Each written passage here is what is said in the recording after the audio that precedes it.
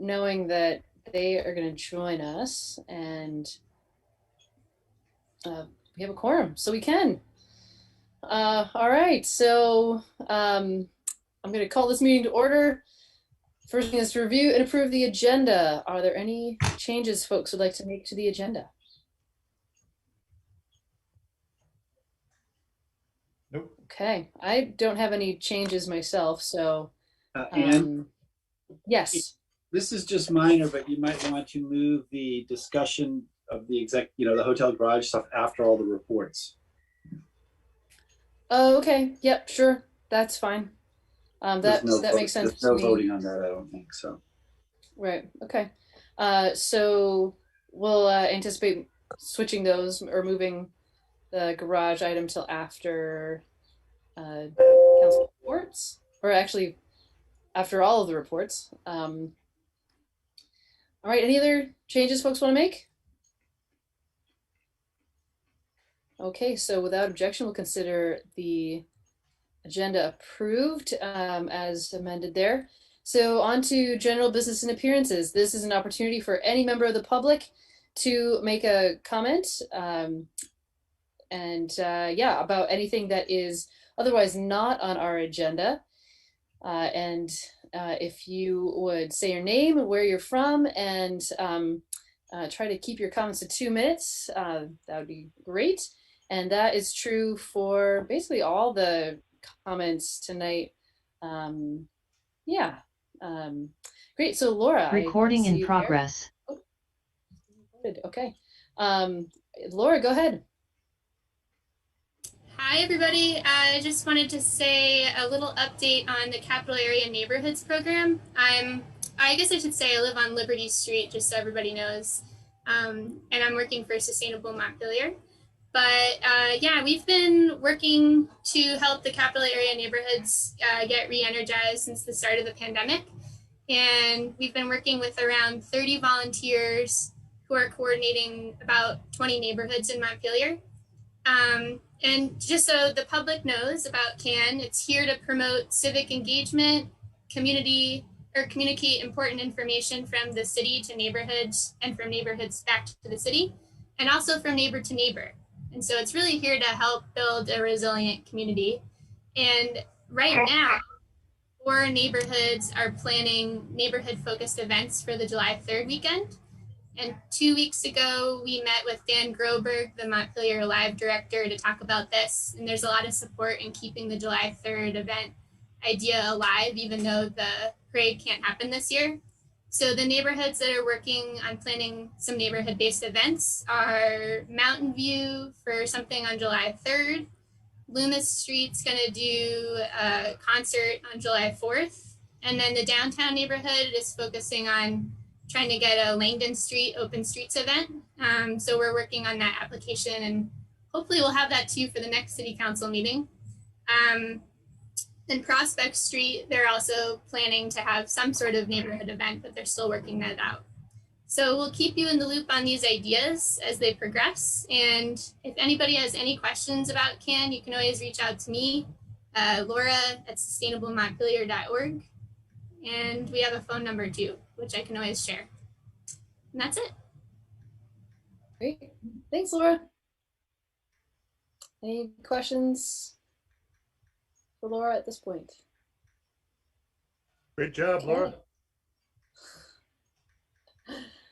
Yeah, so grateful for all your work. All right, other comments? Steve Whitaker here. Go ahead, Steve. One of our chronic homeless persons came close to death. A nurse happened to stop by and check the pulse and find the person foaming at the mouth, unconscious flies climbing in and out of his mouth in the heat. Obviously, alcohol was involved. And my request to the city manager and Ken Russell, et cetera, about cooling spaces went unanswered for the last several days. So if that's what it's going to take, is somebody dying? We've got people sleeping under bridges. And if you y'all think that's okay, then there's something wrong with you. You know, these things are not okay, and we're about to see a tsunami or hundreds of people exiting the hotels, and there is no plan to accommodate them. Secondly, our garbage cans are being filled by Friday. By Saturday, they're overflowing. By Monday, they're stinking. Combined household trash and animal waste. A nice older retired couple from New York got out of there in front of the liquor store and said, "This is worse than New York," you know. And I said, "I will coach you at the city council meeting." So that's something to be proud of. The smallest, cutest capital city, mismanaged capital city. We're tying up 3 city trucks in a vastly decade behind public works backlog of unfinished projects. We're tying up 3 city trucks, entire days or week for the next week or more to plant trees. The tree planting is an admirable task, but it should be done with private contract labor. Our public works is overextended, understaffed, and way behind the 8 ball, and they should not be tying up trucks planting trees. You know, building swimming pool size, you know, it's state of the art. I don't fault the ambitious technology to make the trees healthy, but that's not what our public works department should be tied up doing. There's more, but that's probably my 2-minute mark. Okay, thank you, Stephen. Anyone else? I like those things sometimes, you know? Anyone else?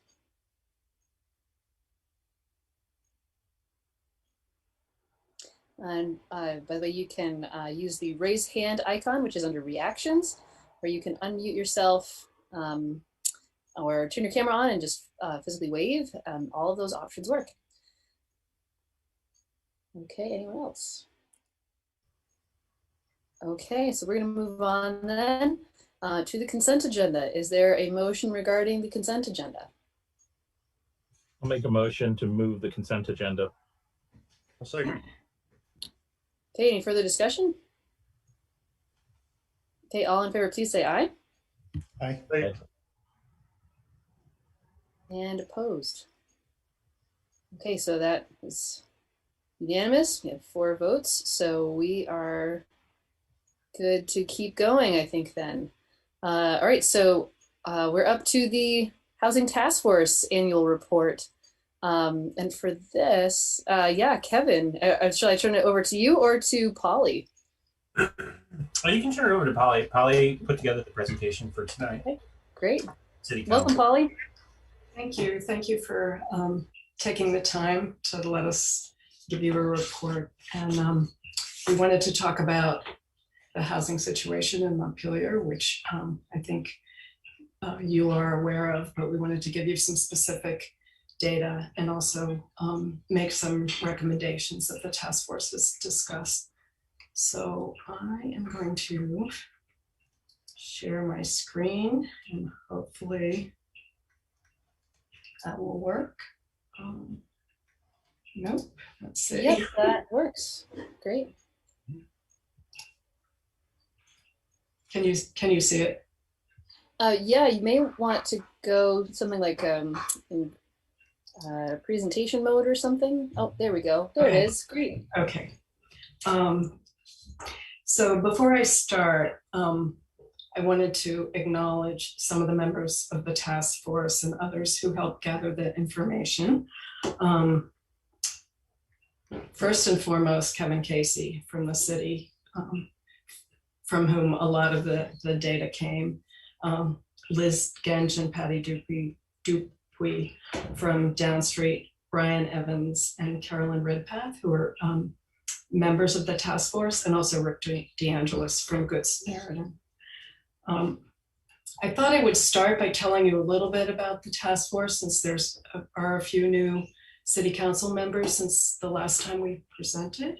Very quickly, we were established in 1999, and we are a group of citizens interested in housing issues. There's one representative from the city council on the task force, and that's Jack, and Jack's been on for a long time, thankfully. And our current members include residents representing the Montpelier Housing Authority, Downstreet, Green Mountain Habitat, the Homelessness Task Force, the Central Vermont Regional Planning Commission, Vermont Interfaith Action, City Council, and just private citizens with an interest in housing.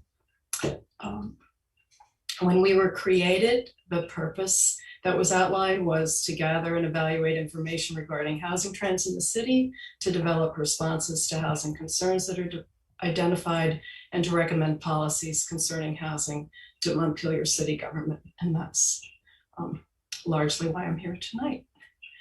So what I'm going to talk about are a little bit of data on population, household composition, income, and then tell you about rental housing, homeownership, people who are without homes, short-term rentals, and lay out some conclusions about what we know. So this is census data for Montpelier from 2019. And I think you probably know a lot of this. The number of people in our city has been declining.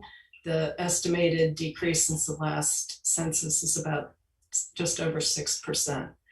20% of the population is over 65, 20% is under 18, and the median age is 45, which is slightly higher than the state median, which I believe is like 42. Not surprisingly, most people in Montpelier are white and were born in the US. And our household size is relatively small. It's just over 2 people per household. And our median household income, according to the census, between 2015 and 2019 was a little bit over $65,000, which is a little bit higher than the Washington County median and a little bit higher than the state median, but not by much. So rental housing. Approximately 44% of our housing stock is rental, and there are virtually no vacancies right now in rental housing, both in the unsubsidized market and the subsidized market. Prices are really high. The average market rent is almost $1,400 a month. And I did some research on, some websites where people might go if they were looking for an apartment, and there were only 6 listings, and there were 4 one-bedroom apartments, prices ranging from $1,000 a month to $1,200.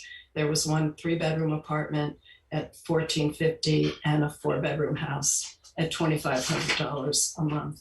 So not exactly very affordable.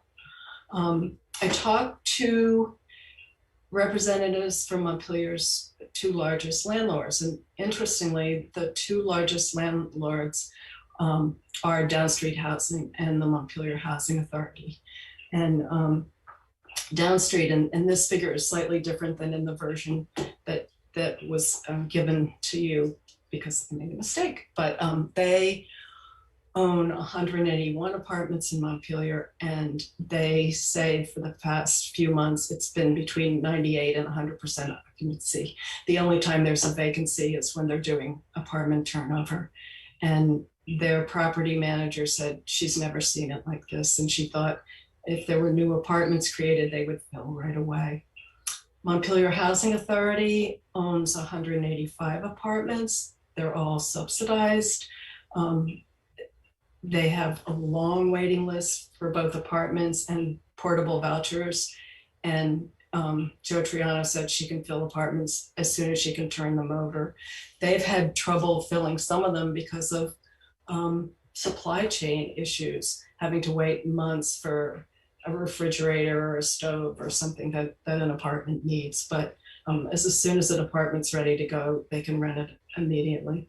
And she said what she sees also with the private landlords who she deals with through the voucher program is there are just no vacancies. And she thinks it's a lot worse than normal. This chart shows you the rent trend between 1980 and 2018. And obviously it's out of date, but the reason for including it is you can see where rents are going. It's just a steady upward line. The next thing I wanted to talk about was homeownership. 56% of our housing stock is owner occupied. The median price for a single family home last year was just shy of $300,000, and for a condo, just a little over $200,000. Our homes in Montpelier appreciated 143% between 2000 and 2020. And again, there is not much available. The MLS listings for May only had 6 active listings, and 2 of them were on the market for over $1 million. Something I certainly never thought I would see in Montpelier. Right. The median price was $326,500, and the range was from $193,000 for a 2-bedroom condo to $1.35 million for a 4-bedroom single-family home.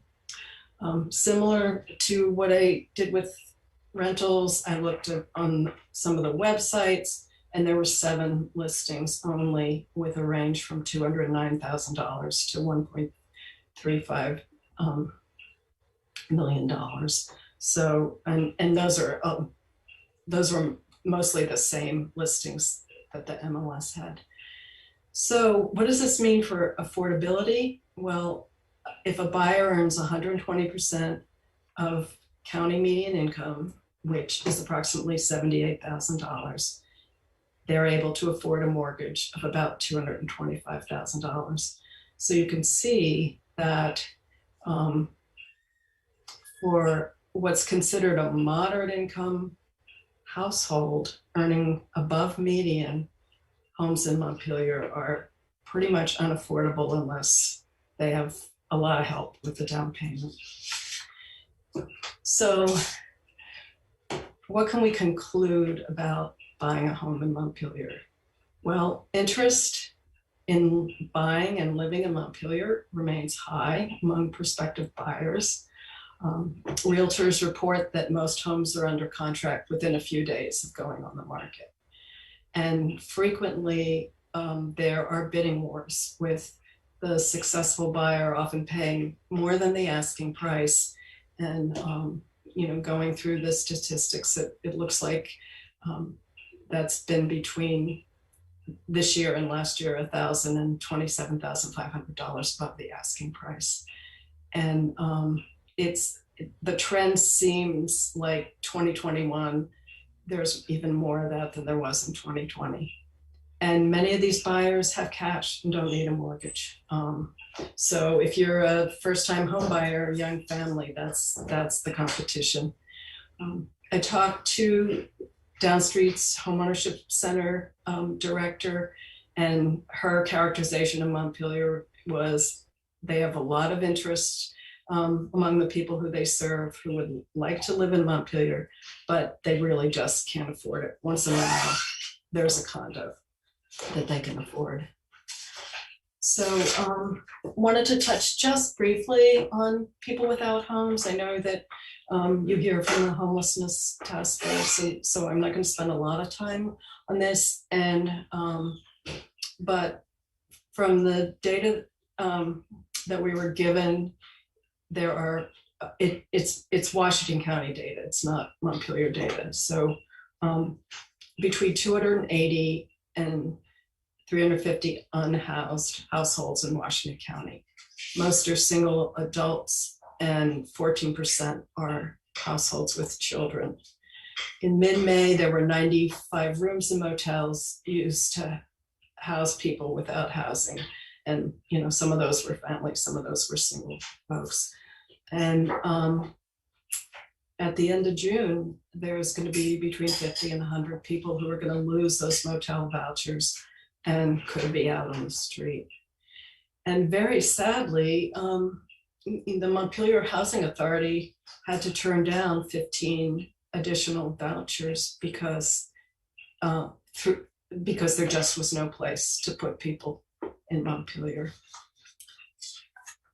So this is a chart of that comes from the Vermont Coordinated Entry System, where people kind of enter the system to receive homeless services for people who don't have homes. It does not include Burlington and the Chittenden metropolitan area, but you can see Washington County, we are unfortunately leading the pack in homeless households, mostly single adults. This dark blue area is an adult with at least one child. I think the only good news in any of this is we don't seem to have a lot of homeless youth without an adult. The green is homeless youth who don't live with an adult. And then short-term rentals, which certainly all over the state are being talked about and have impacted the availability of apartments. And this is the most recent data. It was prepared in 2019 by Airbnb. And you can see kind of shockingly that Montpelier has the 4th highest number of Airbnb rentals in the state. And what surprised me is that it's higher here than most resort towns, including Dover, Wilmington, Waitsfield, all the places that you think are getting a lot of tourists. There are more in Stowe, but it's, in declining order: Burlington, Rutland, Stowe, and Montpelier. And obviously Burlington and Rutland are very much larger than us. One thing that I meant to include, and I didn't, this has been a topic of conversation at a housing summit that the city of Burlington held last year. And what they are considering doing or are already doing about short-term rentals is if you're going to convert a year-round dwelling to a short-term rental, you have to get a permit and the owner has to live on the property. They are considering charging a housing replacement fee when conversions occur.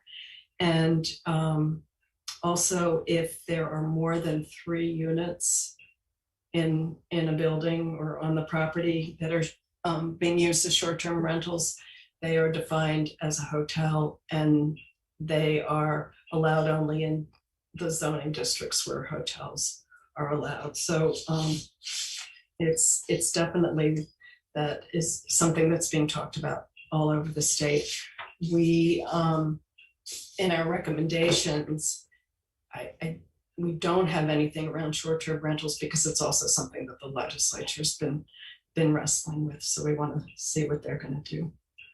So the conclusions from the data are Montpelier remains a desirable community. Both homeowners and renters want to live here. And our housing market is extremely tight for both groups. There are virtually no rental vacancies nor properties for sale. I think the market is just really stuck.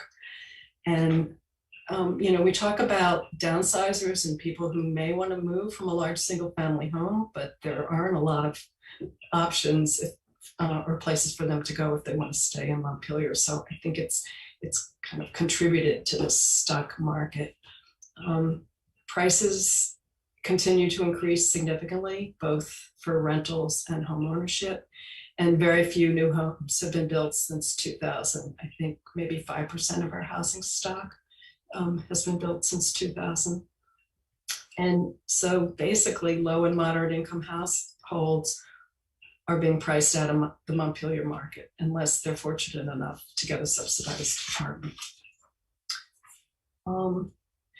I did some research on, what are people doing elsewhere in the country? What does the state recommend?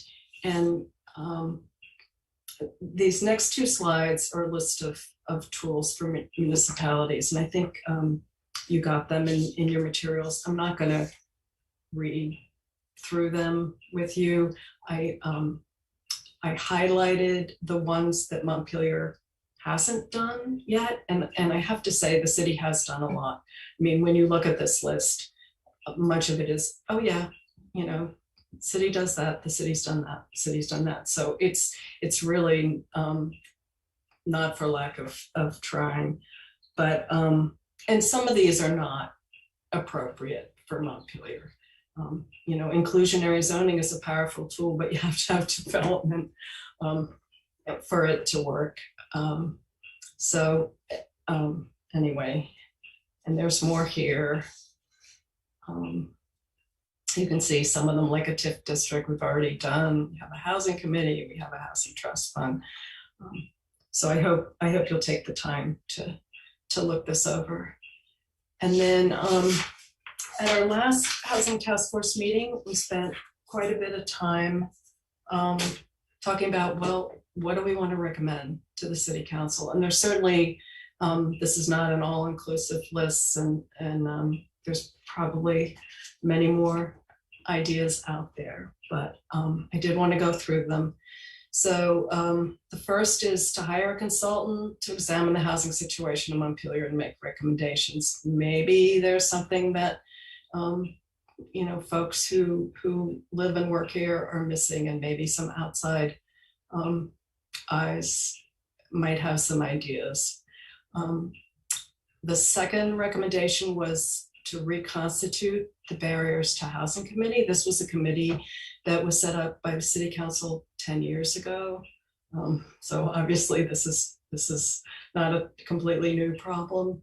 And the purpose of the committee would be to understand what's happening in the market and make recommendations.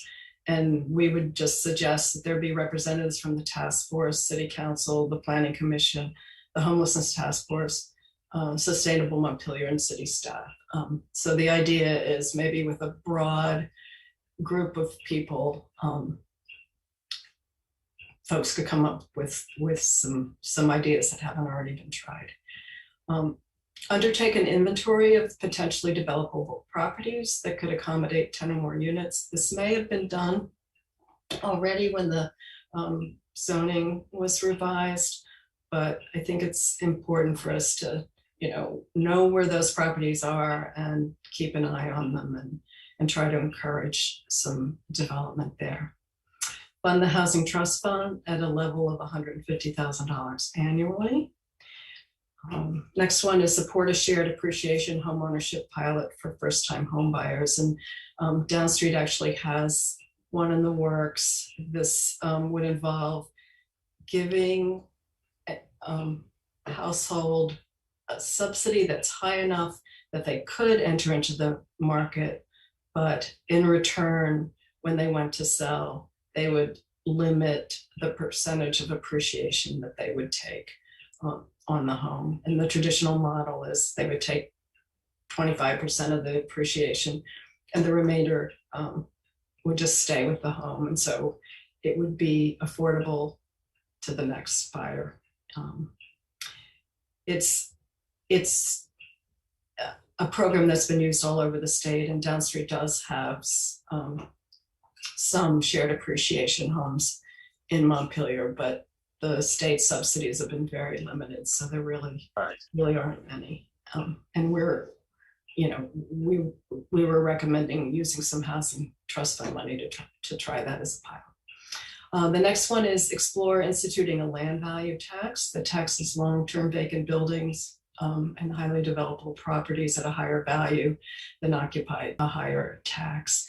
I'm not sure if that's allowed under Vermont law, so it might involve working with the legislature on enabling legislation.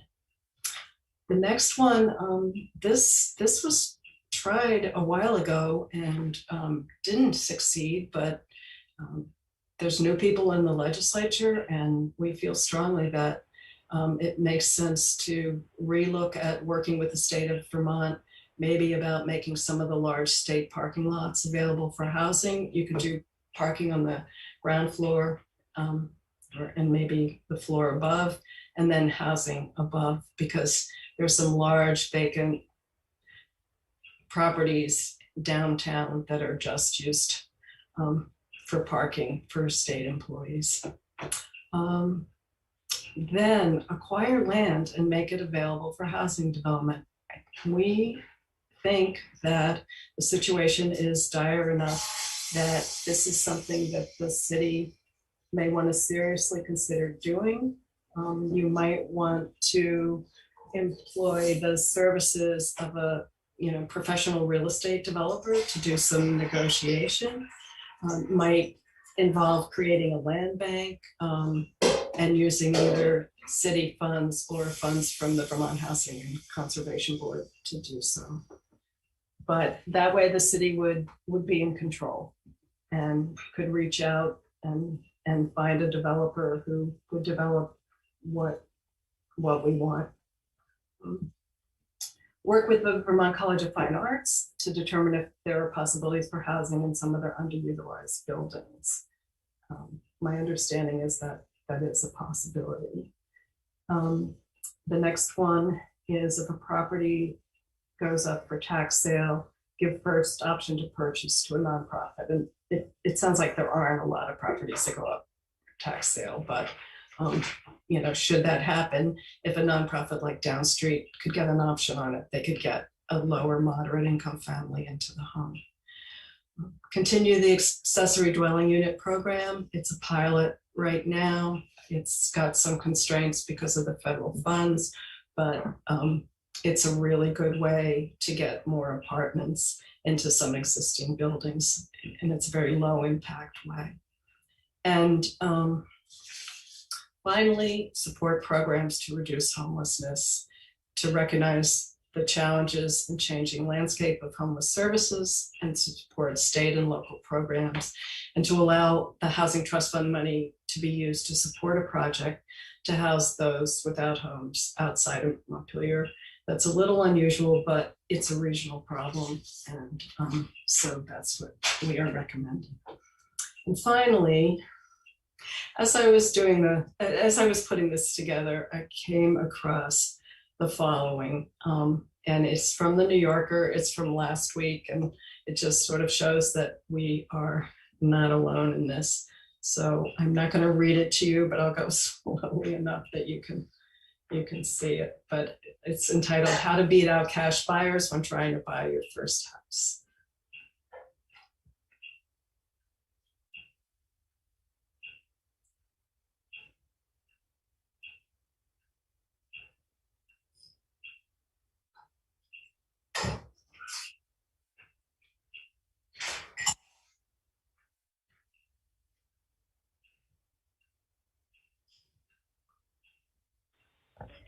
Good humor, Molly, good humor. And somebody email that attachment. okay, and so here's the conclusion, which hopefully is not going to be true in Montpelier. So that's it, and I don't know if anyone has comments or questions or. Great, thank you. Just so we did have a request to send this out. So this is a newer version, right, than was in our packets. Is that correct? So I think Mary sent you the PowerPoint, okay. And the only slide that was changed was I had the number of units that Downstreet has in Montpelier wrong. So it's one of those, but otherwise you have it. Okay, great, thank you.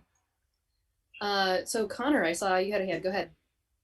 Yeah, thanks very much, Polly. That's a pretty depressing presentation, but really, really well done. It's some of those stats hit pretty hard. One of the ones I'm trying to reconcile. I think I have an idea, but how do you reconcile the population going down 6% and virtually no homes or like rentals being available? Is that like second homes? Is it less people with families moving to town? I'm just trying to get my head around that. So I'm not an expert on that, but I think a lot of what has happened is people who moved here, when they were young, they had kids, have stayed in their homes. And so the household size has gone down. There are an awful lot of couples and single people who are occupying larger homes. And there aren't a whole lot of places for them to go if they want to stay in Montpelier. So I think that's some of it. And Connor, just to also put it into perspective too, with 230 units going to Airbnb and short-term rentals, you're going to reduce your overall population. Although you don't lose the number of units, they're not full-time residents. And so, it's not an insignificant impact when that transition occurs from long-term housing to Airbnb and short-term rentals. It's a significant, if those numbers are truly correct from the state, taxation department and Airbnb, then it's not insignificant. One more question. I think the scariest thing I saw was, just the average rental price there, right? It's like if you're in your 20s, if you're a server in town, like how in the world could you afford that? Has the committee looked at all? This is pretty controversial, I'll probably get in trouble, but at like rent stabilization policies. I think it would take a charter change. I don't think we could do it unilaterally. But have you thought about rent stabilization, how that works, what impact it has? We haven't talked about it. I mean, I know from friends, who like lived in Cambridge, Massachusetts, or New York, or, in places where they had or have rent stabilization, there can be a lot of unintended consequences. I mean, it does hold the rents down, but it also tends to impact the condition of the apartment. And so it's definitely something to look at, but it may not be a panacea. You also run into the situation too, where you get people who, where you would have the downsizer situation where people, like they're stuck in their big homes now, they would be stuck in their apartments because it doesn't make sense for them to leave if they've lived in the same place for 20 years and the rent is stabilized. They're not gonna give up that rent stabilized unit. You run into the same unintended consequences of basically like primogeniture. Everybody ends up with handing it down to their oldest, and next thing you know, you've got 5 generations in a rent stabilized apartment. It's a tough one. It's a tough one. Thanks very much, guys. Sure. Dan, go ahead. Sure. The last comment reminded me there's a Kurt Vonnegut short story, I think, that ties in with that, in which the people are fighting for the bed within the apartment that they all live in. My question goes to really when we're looking at housing needs, is there a specific sort of category of need?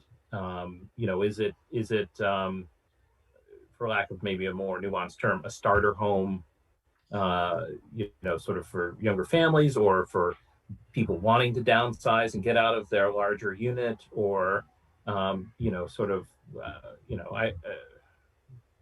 smaller homes that might be more affordable, or is it the subsidized housing that's really driving? Where are some of these? Where are the gaps, I guess? I think, and Kevin looks like he wants to jump in, but I think it's all of the above.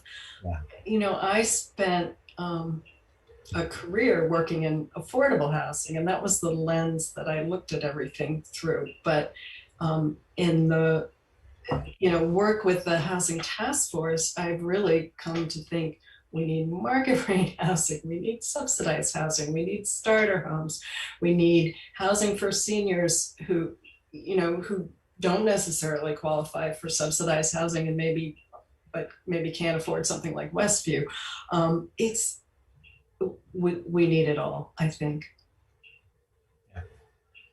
Yeah, no, I'd agree with Polly on that one. I mean, there's, when you look at the market from 0% vacancy rates for market rate and subsidized rental, when 5% is your your bellwether for a healthy housing market, and you have functional zero. The only time you see an empty apartment is because they're going to spend some time working on it or something needs to be done. But as far as the housing market is concerned too, you also run into the situation of, like Polly's data showed, that if you're at 120% of area median income, you're making $78,000 a year, you can afford a $225,000 house. There are no $225,000 houses available, because the moment they hit the market, they're now $275,000 after being bid up. So you really do run into the situation, and it's something that, like, I've advocated for before, is that by having things like a land bank, or where the city has to play that role of doing, or the state or federal government, whoever it is, to subsidize some of those development costs so that you offset the total cost. Otherwise, your construction costs at $200 a square foot quickly push you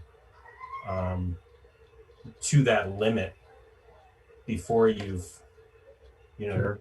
included anything else.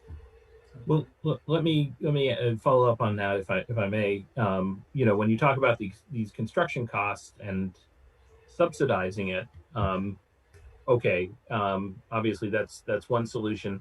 And is it just simply the per square foot cost of building a home, or are there other ways to sort of drive down the cost of the home building costs?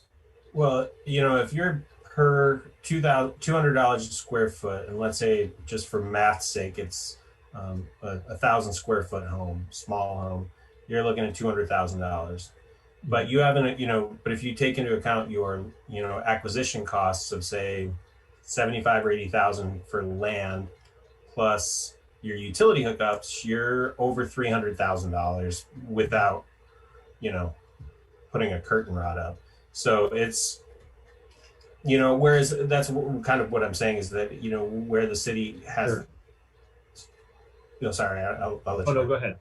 No, I was just going to say is that, that's why when you look at, whether the city, were to undertake something like a land bank, where we're eating some of the hard infrastructure costs, and, making the lots available at a reasonable rate, looking at it as a long-term investment to create new neighborhoods, then you have the potential for developers coming in and saying, okay, we can make this work. Right. Well, I'm wondering too if there's anything like, and this is, I think, something that's come up every now and then, but whether there's zoning bylaws or building code requirements such as sprinklers or such that, are having, or is that a negligible kind of impact? I think at this point it's a negligible impact. When you look at, historically people would say, oh, it's the zoning, but when you talk to the developers now that are looking at Montpelier, they're like, wow, the zoning's great.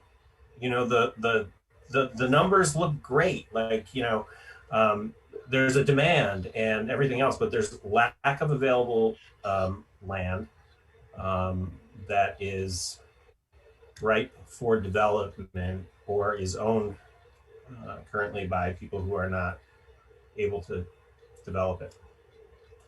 So, Yep. yeah, I take it. Yeah. Thanks, Yeah, Kevin. I think the changes to the zoning were terrific in terms of encouraging housing.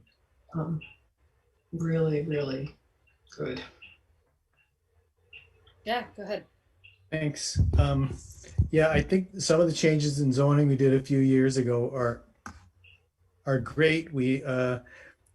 It's possible we have more density. It's possible for people to turn their houses that they live in into duplexes.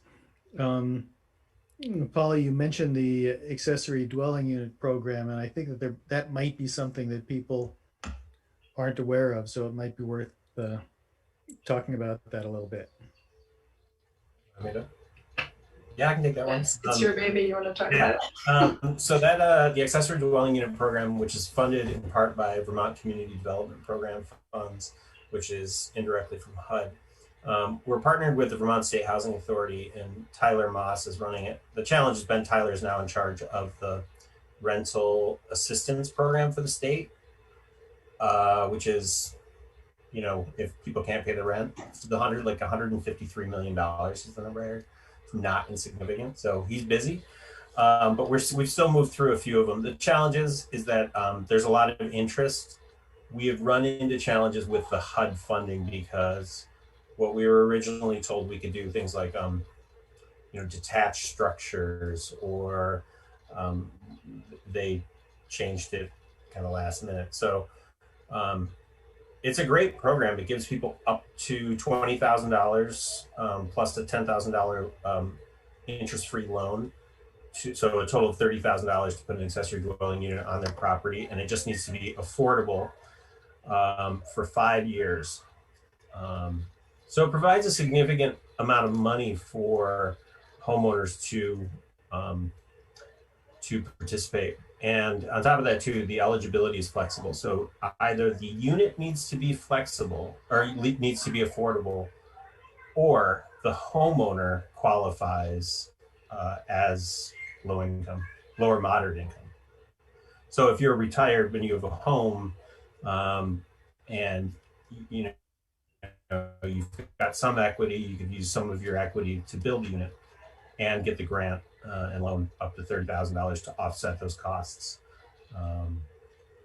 So it's a great program. We just have to get through the last few. It's a pilot, and kind of long term, it's a really one where it's kind of a no-brainer as far as, you know, a public investment. When you look at affordable housing units, are usually, you know, $220,000 to $300,000 a piece per unit. Whereas if we make a $50,000 contribution, we have, a $30,000 to $50,000 contribution per unit, we have an affordable unit in place. So it's 1/10 the cost. If I recall, there were more people who wanted to get into this program than we had slots available to. Yeah, and just to follow up on that, Jack, too, the pandemic really kind of hit the program hard. There were a number of projects that were in process, and almost overnight last March and early April, people just said, I don't know if I'm gonna have a job, I don't know what's gonna happen, everything shut down. So this we're gonna put on hold. I think one of them has been resurrected in this spring that's underway. So, but there's still interest. It's just, I think people were waiting for the world's situation to stabilize. Thanks. So I'm going to jump in here. Thank you, Polly and Kevin. This is excellent. It may not be encouraging, but I appreciate that there are suggestions. And so I'm going to focus on those. And so when I see this list of suggestions, particularly the ones that you're making recommendations to the council about, my head organizes them in a kind of graph, I guess you could say, where on one axis it's like, is this easy or is this hard? And then on the other axis, it's like, will this have a really direct impact or like an indirect impact? And so obviously I want to, like, if we can, what are the things that are easy to do and will have a direct impact? And there's nothing that really fits clearly in that category, and that's fine. But just thinking about where other things fall on that scale, there are a couple things that jump out to me that I think are really interesting. Unfortunately, they're pretty hard, but I maybe I'll save those. There's a couple things on here that feel really obvious, maybe is a word I would use. One is, you know, if our revenue allows, getting back to funding you all at, I feel like previously we were funding you at like 140,000 annually. Maybe I'll have to go back and check, but funding you at 150,000 annually, like, that is of interest. to me. And that's something that we wouldn't do now. We would be talking about that for during budget time. Also, the continuing the ADU program, as that comes up, that feels worth doing. Because I know we're in a pilot program now, but when it ceases to be a pilot and is something that we should adopt, that's certainly of interest. I'm also interested in this last bullet, allowing the Montpelier Housing Trust Fund money to be used to support those without homes. That's I'd love to see that fleshed out a little more, but that's certainly something that it feels like, especially if it's just like a permission that you need. I mean, there's certainly trade-offs there, like, oh, maybe it's not going to a house in Montpelier, but is that necessary? So that that's certainly a conversation. There's two others though that jump out. Well, yeah. So let me back up. So one is not actually listed here, and I'm curious about your thoughts on it. I'll start with that one. One of the things that I feel like I'm taking away from this conversation is the substantial impact of short-term rentals. That feels like it's worth addressing, and I don't see that on your list of recommendations. Seeing that like there's 230 short-term rentals out, or hosts out there, and we've got potentially 100 new folks facing homelessness in the next couple months. Like that is somehow it's very irritating, right? Like, and at the same time, I understand like there's a need for short-term rentals, blah blah blah. But what can be done about that? And so sorry, go ahead, Polly. Yeah, I've got another one, but I'll hold on to it. Yeah, go ahead. It was on the list, Okay. but because the legislature is trying to address it statewide, we took it off, figuring, well, let's wait and see what they do. I'm not one to wait, right? Like if we think there's a good solution, I don't mind saying like let's come up with what we think may be healthy, what would work for us, and then get after it with the legislature. I realize that's a heavy lift, but I think we all recognize that there's this need. Anyway, I want to put that out there that's something I'd be interested in. Okay. I'm speaking for myself here, but that's one thing. And then as the second thing, and again, I realize that this is a heavy lift, but I have been interested in land-based taxes for a long time, and I think there are multiple reasons to pursue land value tax or land-based taxes, and this, in my mind, this is adding one more reason to explore that. When I think about both of those things, which would probably require charter amendments, it seems to me that those would be the kinds of things that you need a champion or a group to vet it, to talk about it. And yeah, that's something that maybe warrants more conversation. I don't know if other folks feel like that we know what that is, or if there's any interest in that. But yeah, what's your thought on that with the land value tax or land-based taxes?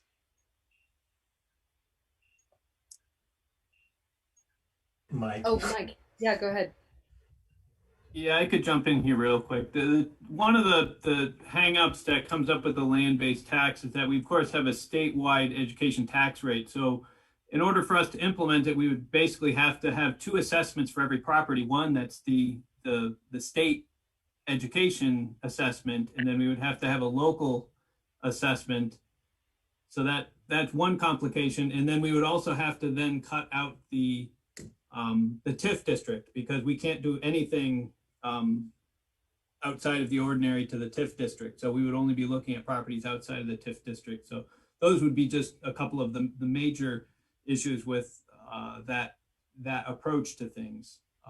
Just as off the top, it would require a certain amount of complicated, and then the question we'd have to ask Steve Twombly, the assessor, is whether our computer programs and our tax software actually would allow us to print tax bills and such. But from a ability to do it standpoint, those would be the barriers I would see to going forward beyond having to actually get the state give us permission.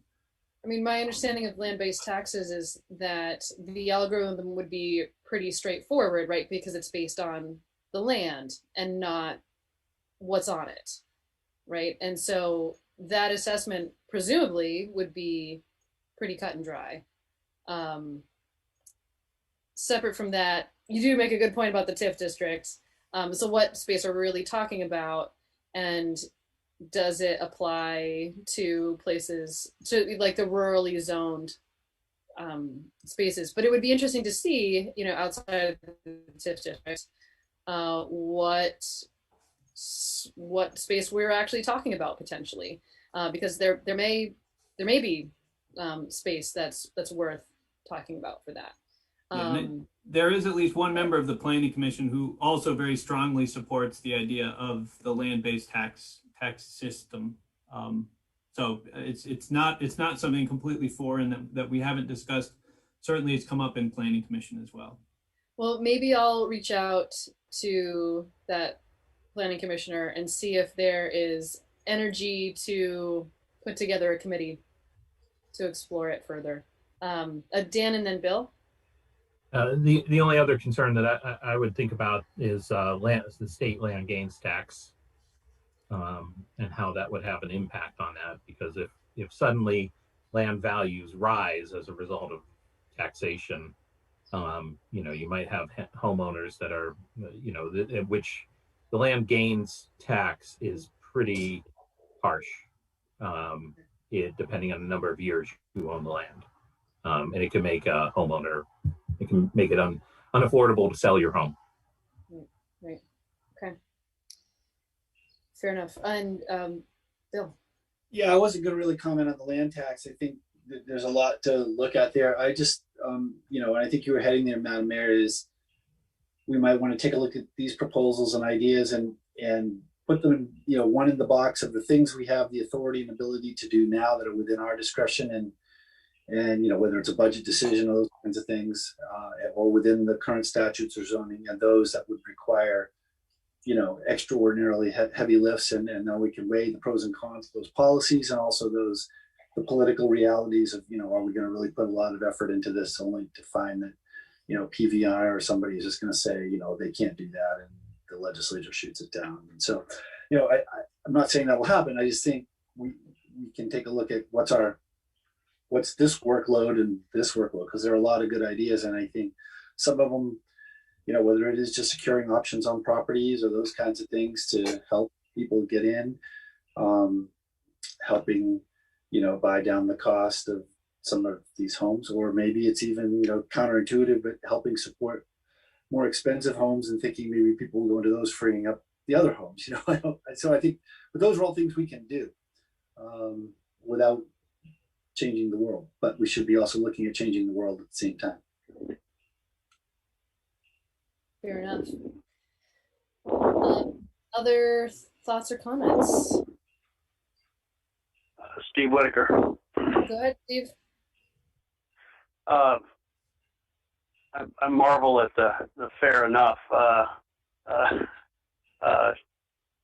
It's the this is an emergency. This is not something that can stand for a couple of years of committee work.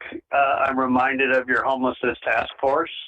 That we really need to think about accelerating like drastic measures to create several categories of housing. And I've just sent a few of you links to both the Conestoga huts, which are $2,000 for the homeless, and then $50,000 pre-assembled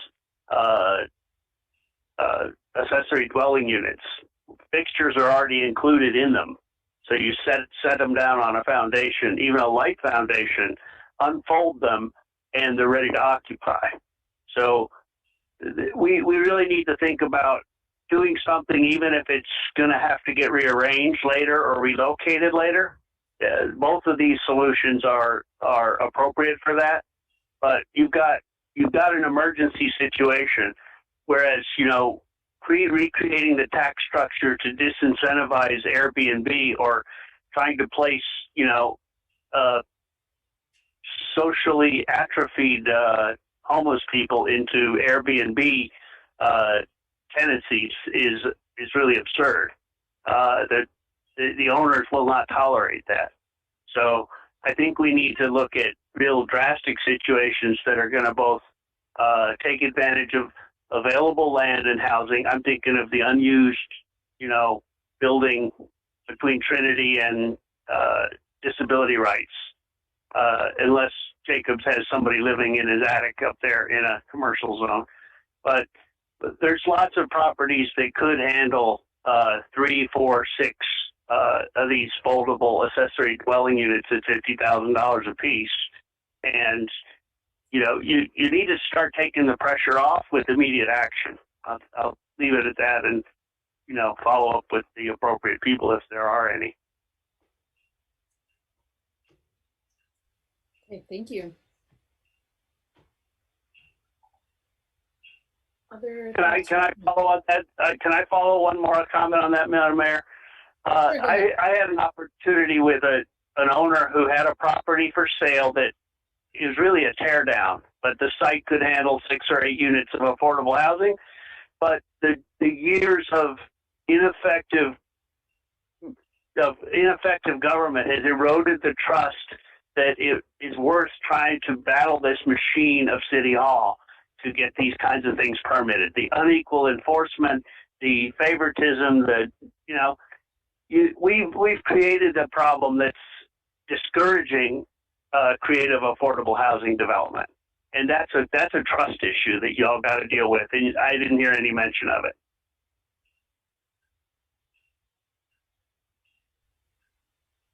Well, thank you.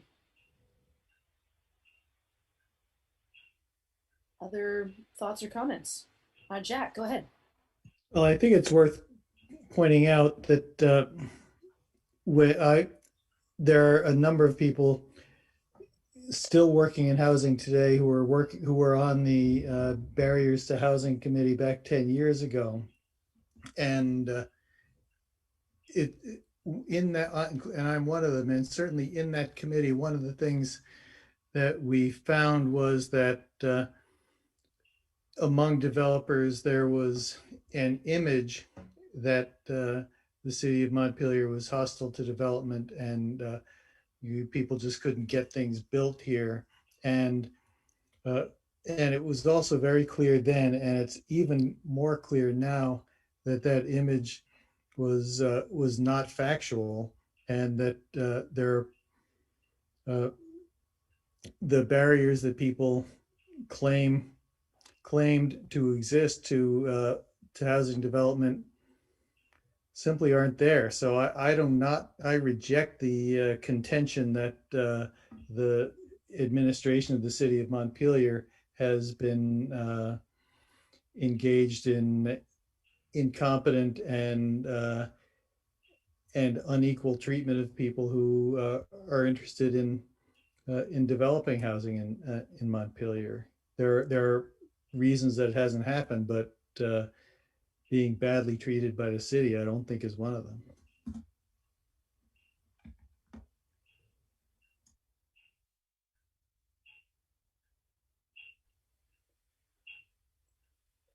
So, I mean, I like to be leaving a topic like this with some next steps, and I'm not totally clear on like what do we think some of those next steps might be?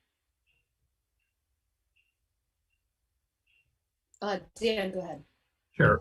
I mean, I think one of the easy steps, I know the city of Burlington has been tackling the Airbnb issue, and so it might be a nice first step to see, if staff can obtain some of the material that Burlington has either promulgated or gone through to start that discussion. I mean, that's a difficult and fraught discussion because there are people that rely on Airbnb as a income source to help them afford to live in houses. And so, you know, I think that's something we just have to be careful about. But, you know, I think one of the points about that Kevin and Polly made is that this is having an impact. And at the very least, we should be having a discussion about it, because there may be some low-hanging fruit and there may be some issues that we can start to identify.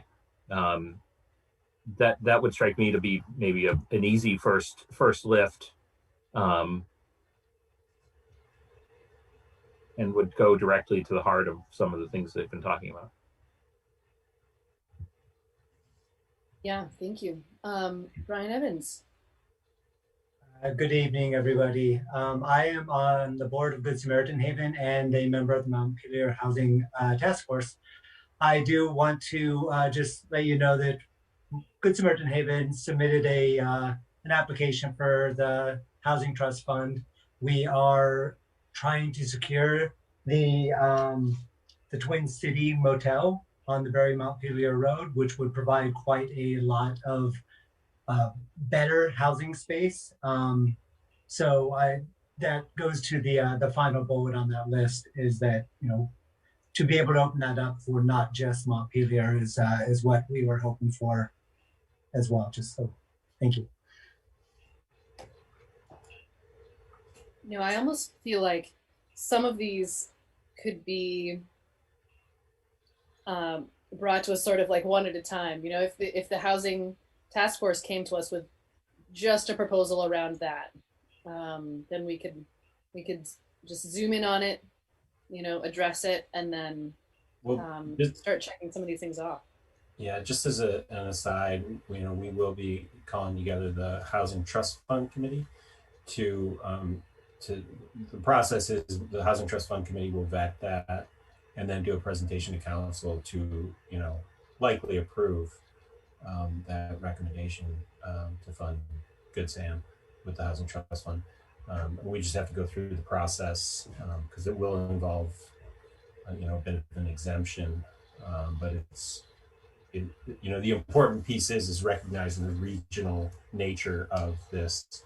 That, you know, normally our trust fund dollars go directly to projects in Montpelier, whereas this would be unique. But at the same time, too, it's been such a council priority, task force priority, the homeless task force priority, and, you know, the administration that, you know, that'll be coming up probably at the end of the month.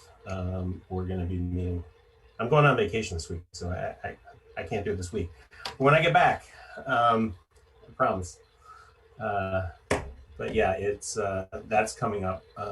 That'll come up. We'll meet at the end of the month and probably in early July. We'll have it to you guys. So, oh yeah, Lauren, go ahead.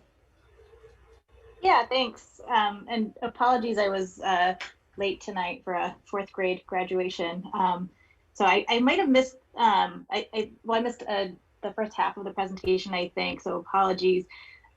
Are there like short-term next steps that Polly, you and the team had recommended tied to the like American Rescue Plan Act money and the fact that there's like unprecedented dollars in the state that are going to be, you know, like the huge amount of money that's going to VHCB and other programs? Like, is the recommendation tied to the consultant or other things? Like, how are we making sure that Montpelier is right in line and taking as much advantage of this moment, and that the funding that's not normally there is that tied to that? And are there like short-term steps that you see would be necessary for us to be like as prepared as possible to take advantage? So the recommendations were not tied to that. In part, you know, I talked to people at VHCB and they were still kind of sifting through and trying to figure it out. Our next task force meeting is next week, and Mary Hooper is going to come and talk about what the legislature did and the opportunities that it presents. And Kevin's, as he said, isn't going to be here. You know, maybe I'm hoping Mike might be able to join us, so we can have a conversation about are there opportunities for Montpelier I did mention the possibility of, I asked the director of the HCB, could some of the money that they're getting be used to capitalize a land bank, if Montpelier was interested in that. And he said he thought so, but again, they hadn't at that point gone through the details. So just to follow up on that with Polly is that's pretty much the general take, is that there is a lot of money coming from the federal government, but nobody knows exactly how it can be spent, where it can be spent, and who's going to spend it. So I think it's basically just keeping our ear to the ground and looking for opportunities. But each of these could be capitalized using some of those funds, hopefully. And it may not be appropriate in some cases to use federal funds. It may be something that the city needs to take on, because sometimes the strings of the funds can be more onerous and counterproductive to what you want to achieve than just doing it on your own. But I don't think the city should be shy about asking. I mean, I worked as a funder for years, and the worst you can get is a no, and often it's something that they haven't thought of, and they want to do it, and they can think of a way to do it. So I think if we have needs, which we do, we should be right in there, because certainly Burlington and the Burlington folks are going to be knocking down the door. So go ahead, Connor. I may have missed it, but I thought that was a really good suggestion, reaching out to the college. Has there been any discussion so far? I mean, I could see that as such a win-win. If they need to get rid of space and they have it, it could really improve the vibrancy up on College Hill there. They've got a cafe and everything. And it would seem like some of those buildings would be easier to convert to housing. So I was just wondering what the next step might be on that one.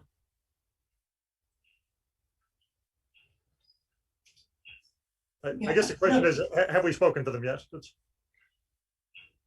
I don't know who the we is. I know that at one point they I think approached Good Samaritan to see if they could work with them, and for some reason that didn't work out. But that would seem to say that they are thinking about how can we be a good community partner, and also what can we do with these underutilized buildings.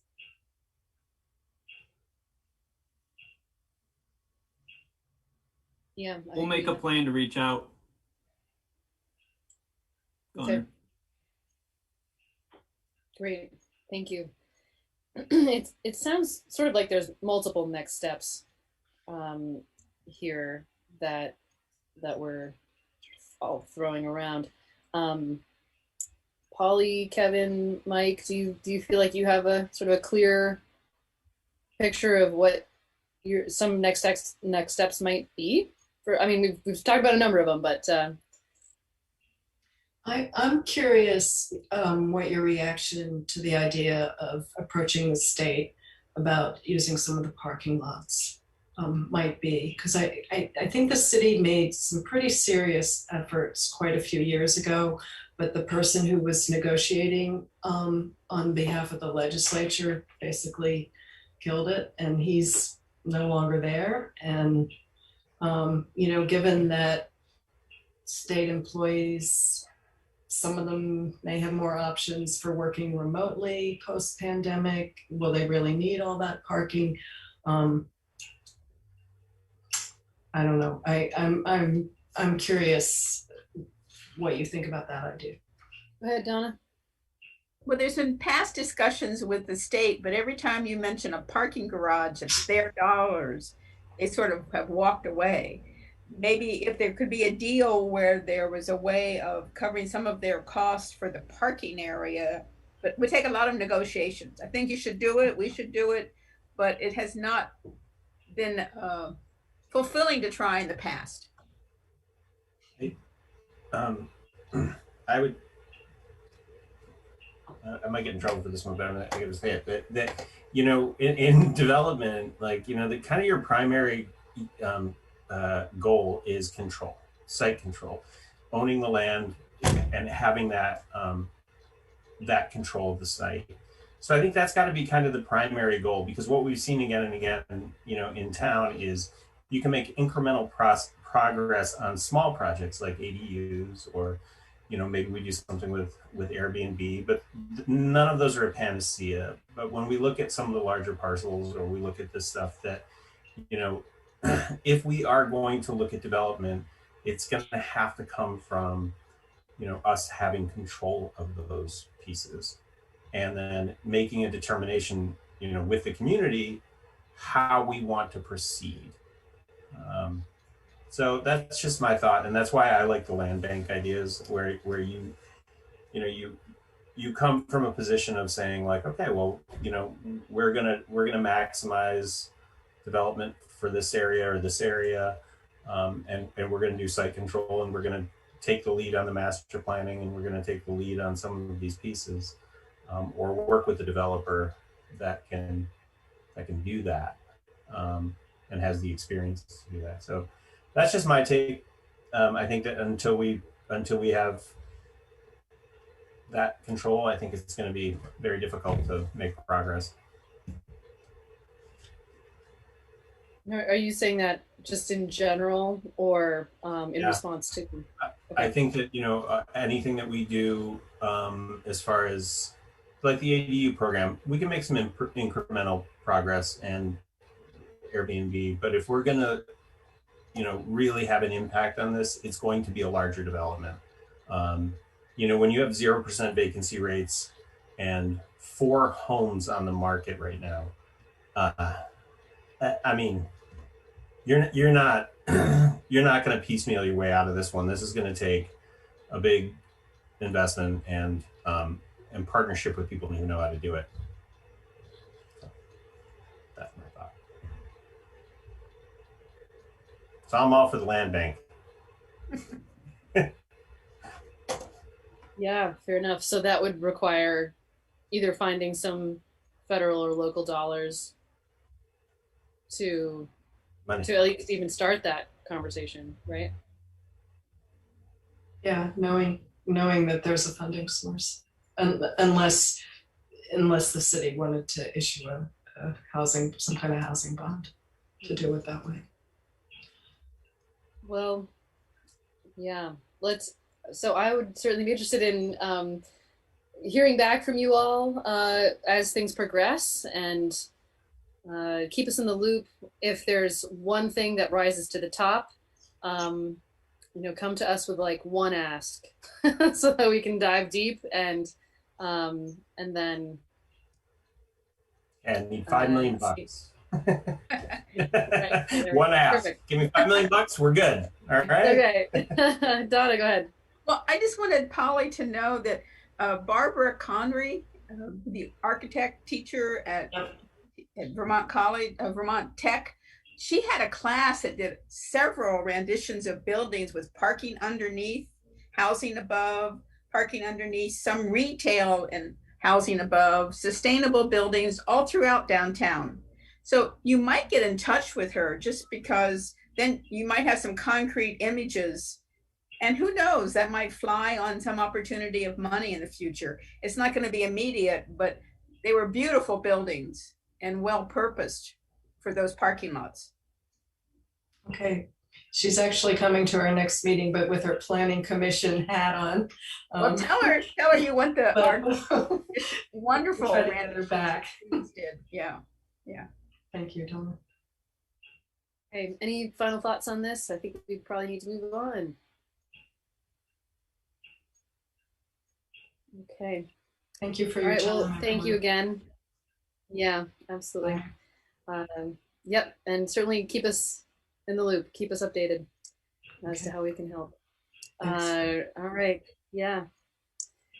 All right. So we're going to move on to utility rates, and I am assuming that I'm going to be passing this over to either Kurt Matika or Donna Barlow Casey, or possibly Kelly. Oh, there's Kelly. Kelly turned her camera on. Awesome. All right, I'll go. Kelly, go ahead. Thank you very much. So it's me. I'm going to be doing the utility rates, and then when we get into the master plan, they kind of flow together. And so I've got just a really quick presentation of slides to go over the greatest hits. And so if I can, I'm going to go ahead and share my screen here. And let me know if you can see it. Yes, we Perfect. can see it. So we'll just kind of get right into the history of the rates. This was included in your packets along with the rate setting resolution. Last year we set rates in September and on the consent agenda, but I thought just given the times, it might be worth doing a presentation to go over, what we're proposing and how it ties in, and hopefully year over year we can set rates before July 1, so they can just go into planning for folks as they consider their usage should they be impacted by increases, or if they're level funded, which maybe not so much, but we've got a lot going on. So without further ado, this is a little bit blurry, so I apologize for that, but I just wanted to highlight a few areas to focus on. The majority of consumers, water and sewer, are in the first tier of usage. And for that, it's the first 50,000 gallons of water used, or wastewater for a quarter. And so it's this first column after the years here. And then if you come over here to the sewer meter rates, that's shown as well. And so for the water rates, just focusing on that first tier, and I'll get into it a little bit more from an impact perspective on the next slide. But from 21 to 22, for that category, we would be going from 880 to 904. And likewise for sewer within the same category, we would be going from 995 to 1022. That represents a 2.7% increase. Additionally, I want to note that the fixed ready to serve charge would also go up from 230 to 236. And so you can just see how the rates have changed in the last column over the years here. And so just getting into kind of what it means, I'm just going to keep this pretty simple. But I did want to kind of show a range of consumers and show what it would mean on sort of an average bill. And so what I did is I pulled our quarterly consumption averages and then took a look at the different categories and so bucketed them. So in this first table, you can kind of see the number of accounts and the range and the where they are mostly our users are within the 5,000 to 10,000 gallon per quarter range. But I wanted to kind of factor in other users. This list represents a total of just over 2,500 users or so. The total number of consumers across all users is just under 3,000. So it just sort of gives you a sense of where this sits. And so you can see if you look at the impact annualized for water and sewer, you can see them separated out here, but then you can also see them combined. So if you're looking at between 1,000 and 5,000 gallons annually, the impact will be $18.87. If you're looking at 5,000 to 10,000, it's $27.09. And then if you're looking at 10,000 to about 20,000, you're looking at just under $40 annually of an increase. And so just thinking about what that means and the impact on users, that's what the annual increase would represent. And I'll get into what this funds in the next slide, but you can kind of see the breakdown here, which I just mentioned based on the rate history, what our fixed annual ready to serve cost would go to and from, and then water and sewer. And then I also wanted to list the top 3 users here down at the bottom, just so you could see on the other end of the universe and spectrum, what folks are using. It drops off significantly from here, but this is the higher end of usage per quarter. And we're number 1. So that's pretty interesting there.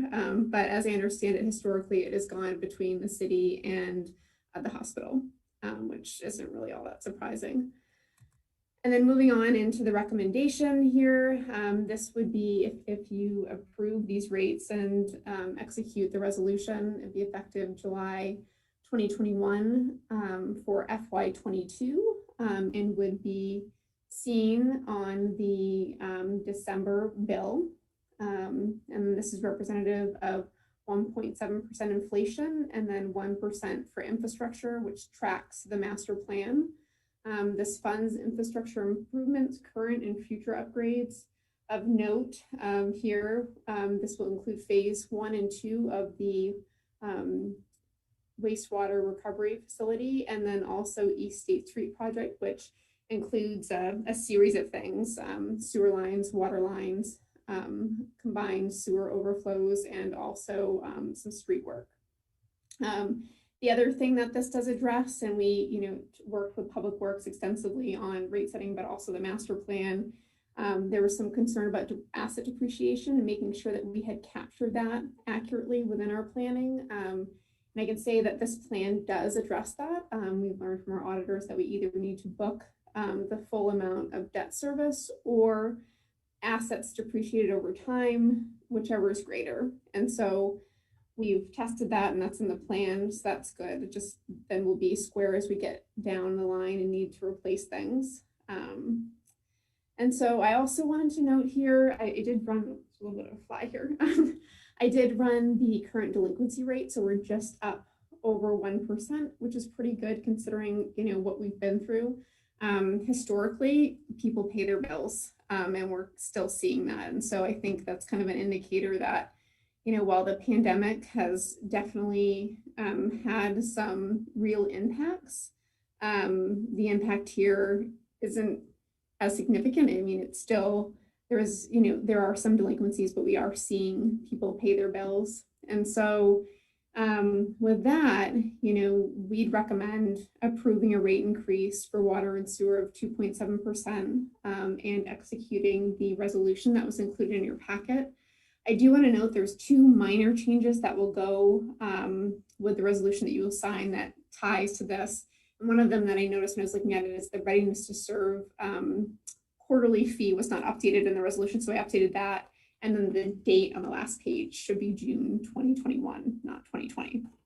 So that's what I have for a quick presentation, and I'll stop my share here on rates. And wonder if you have any questions. Dan, go ahead. This, and Kelly, this may be more for Bill, who would, looking at these historic rates, I'm just curious. It looks like about 15 years ago or more, there were these 0% growth rate years. What was the cause of that?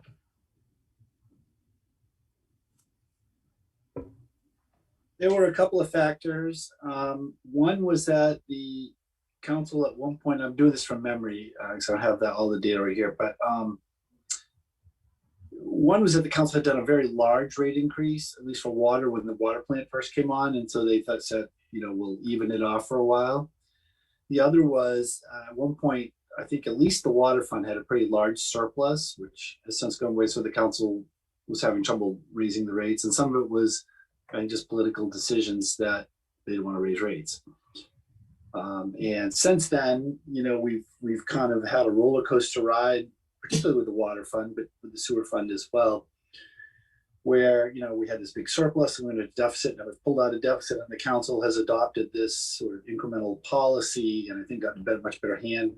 We actually spent a long time, a couple of years, on looking at different types of rates.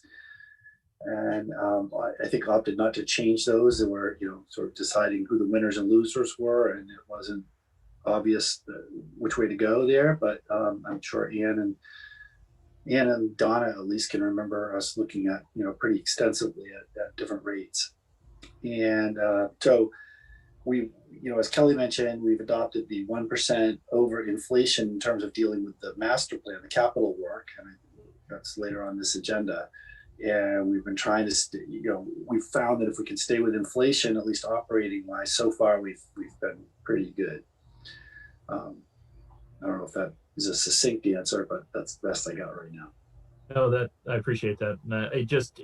And it explains. I mean, looking back, there are these years of 0% growth, and then, like you said, like in '99, there's a 25% growth, and then years of 3%, 10%, and 6%. And so I think I certainly, that's sensible to me. This master plan and sort of steady leveling out, so that the funds are consistent and the rates don't suddenly drop or rise.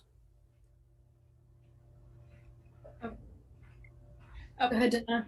Bill, am I wrong? I thought somewhere in there we also had some major requirement from the federal standard improvements that we did on some of the treatment.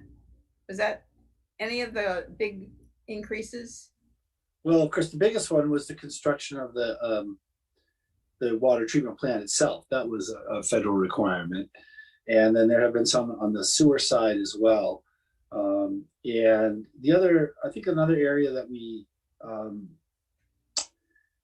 had to make some adjustments is that when we went to full metering, estimates had told us that metering would actually increase our revenues pretty substantially, because people were sort of overusing with their flat rates. And in fact, that didn't work. While we have accurate reads of our water, or more accurate, which is good, and people are certainly paying fairly, it did not provide the boon that we thought it would as far as revenue. So then we had to do some rate adjustment to make up with that. I think the other thing to remember as far as sort of steady incremental rates is concerned is that to some extent people have I don't mean this to be funny, but water and sewer are liquid in terms of economic assets. So people can get low flow shower heads, low flow toilets. They can reduce their water use. They can make other conservation efforts. Now, we've also seen a lot of our major buildings have already gone through that. National Life, for example, and I think the state and others have really, we saw big sort of controls on their usage. But it is so, a big rate increase can force a lower usage. So it doesn't always, just because we raise rates 10% doesn't mean it's good. We're going to get 10% more revenue, like it kind of does with the property tax. So, I think we have to be cautious of making this manageable for ratepayers who are homeowners by and large. I mean, obviously there's some big ratepayers too, but as they use more, they go into the higher categories. And we are, like our taxes, we have a pretty expensive, pretty expansive water system with a lot of old lines that need major work. And we don't have a huge, we could stand to have a lot more customers. As you know, we tried really hard to tie in the Berlin system and supply them, and that didn't work. So we are on the higher end. It's not unlike the property tax where we're paying for a large service with a small base. So.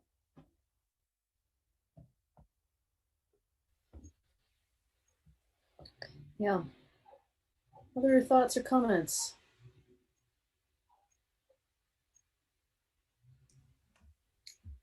Jack. I'm ready to move to approve the proposed rates, the proposed resolution. I'll second. And this includes the changes that Kelly described, the date at the end. There's one other thing you mentioned. Ready to serve quarterly rate. Yeah. That's your understanding, Jack and Donna? Yes. Okay. Lauren. Oh yeah, I just wanted to make sure we were with those amendments. Okay, great. Further discussion? Okay, all in favor, please say aye. Aye. Aye. Aye. Okay, and opposed? All right. Thank you, Kelly. Thanks for that update and that resolution. It is, so, we didn't say at the beginning that we were going to take a break at 8:30. It is now almost 8:50. We did start later. What would you think about taking a break at 9? Is that okay, Donna? Okay. Oh, I'm seeing lots of thumbs up. Okay, good. So we're going to aim to take a break at 9 roughly. So for now, we're moving on to public restrooms discussion. And so for this, I assume I'm either turning over to Bill or to Cameron.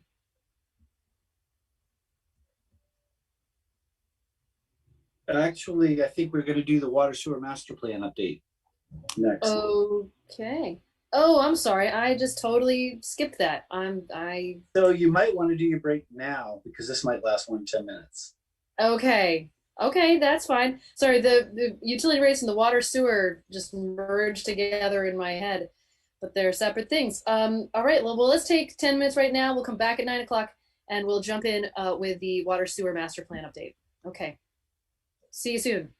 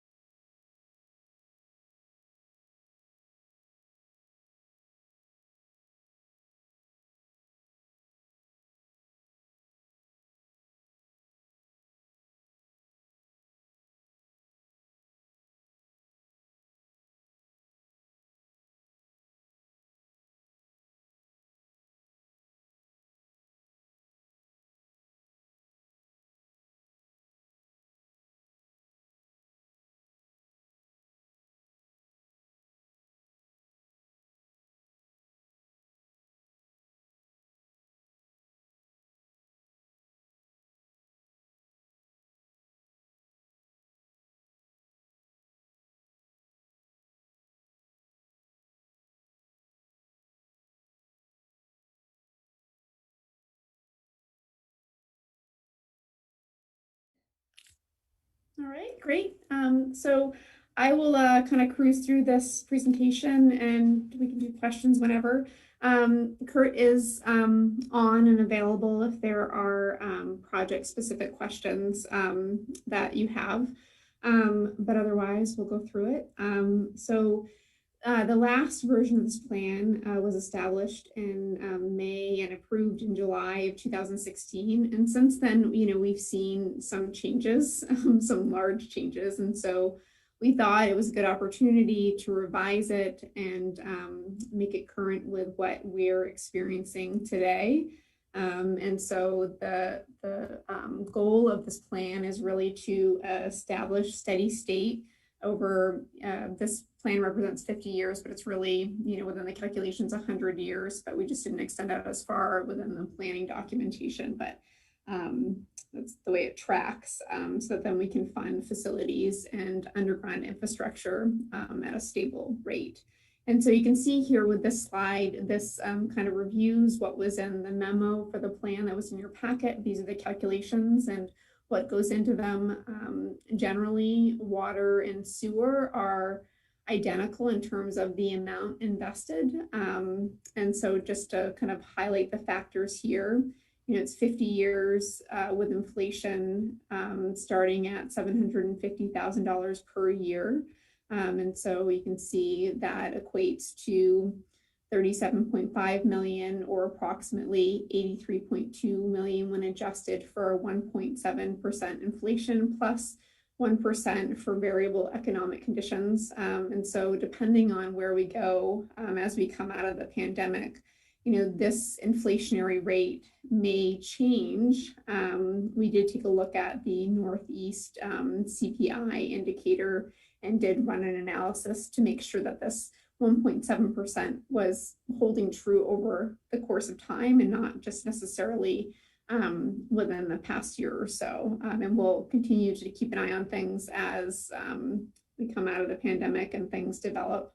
And so you can kind of see with the water distribution system, this replacement plan covers 52 miles. And so we've got the math sort of there. And then with the sewer collection system, it's 44 miles plus the 8 pump stations. And so that's sort of what factors into this investment. And so this is covered through a series of things, annual appropriation, it's covered by the rates and also by bonds and grants and, any funding that we can get to secure the projects that we're doing for the infrastructure. And so just to go through, what's included in the planning, this breakdown just kind of shows you on a timeline what we're doing currently. In fiscal year 21 and 22, there is some money for water distribution, capital improvements. And then just kind of moving down on the line there, we are going to see some larger investments. And that's why I think it's critical that Finance and Public Works really took a look at this plan just to make sure that everything is kind of factored in as we know it to date.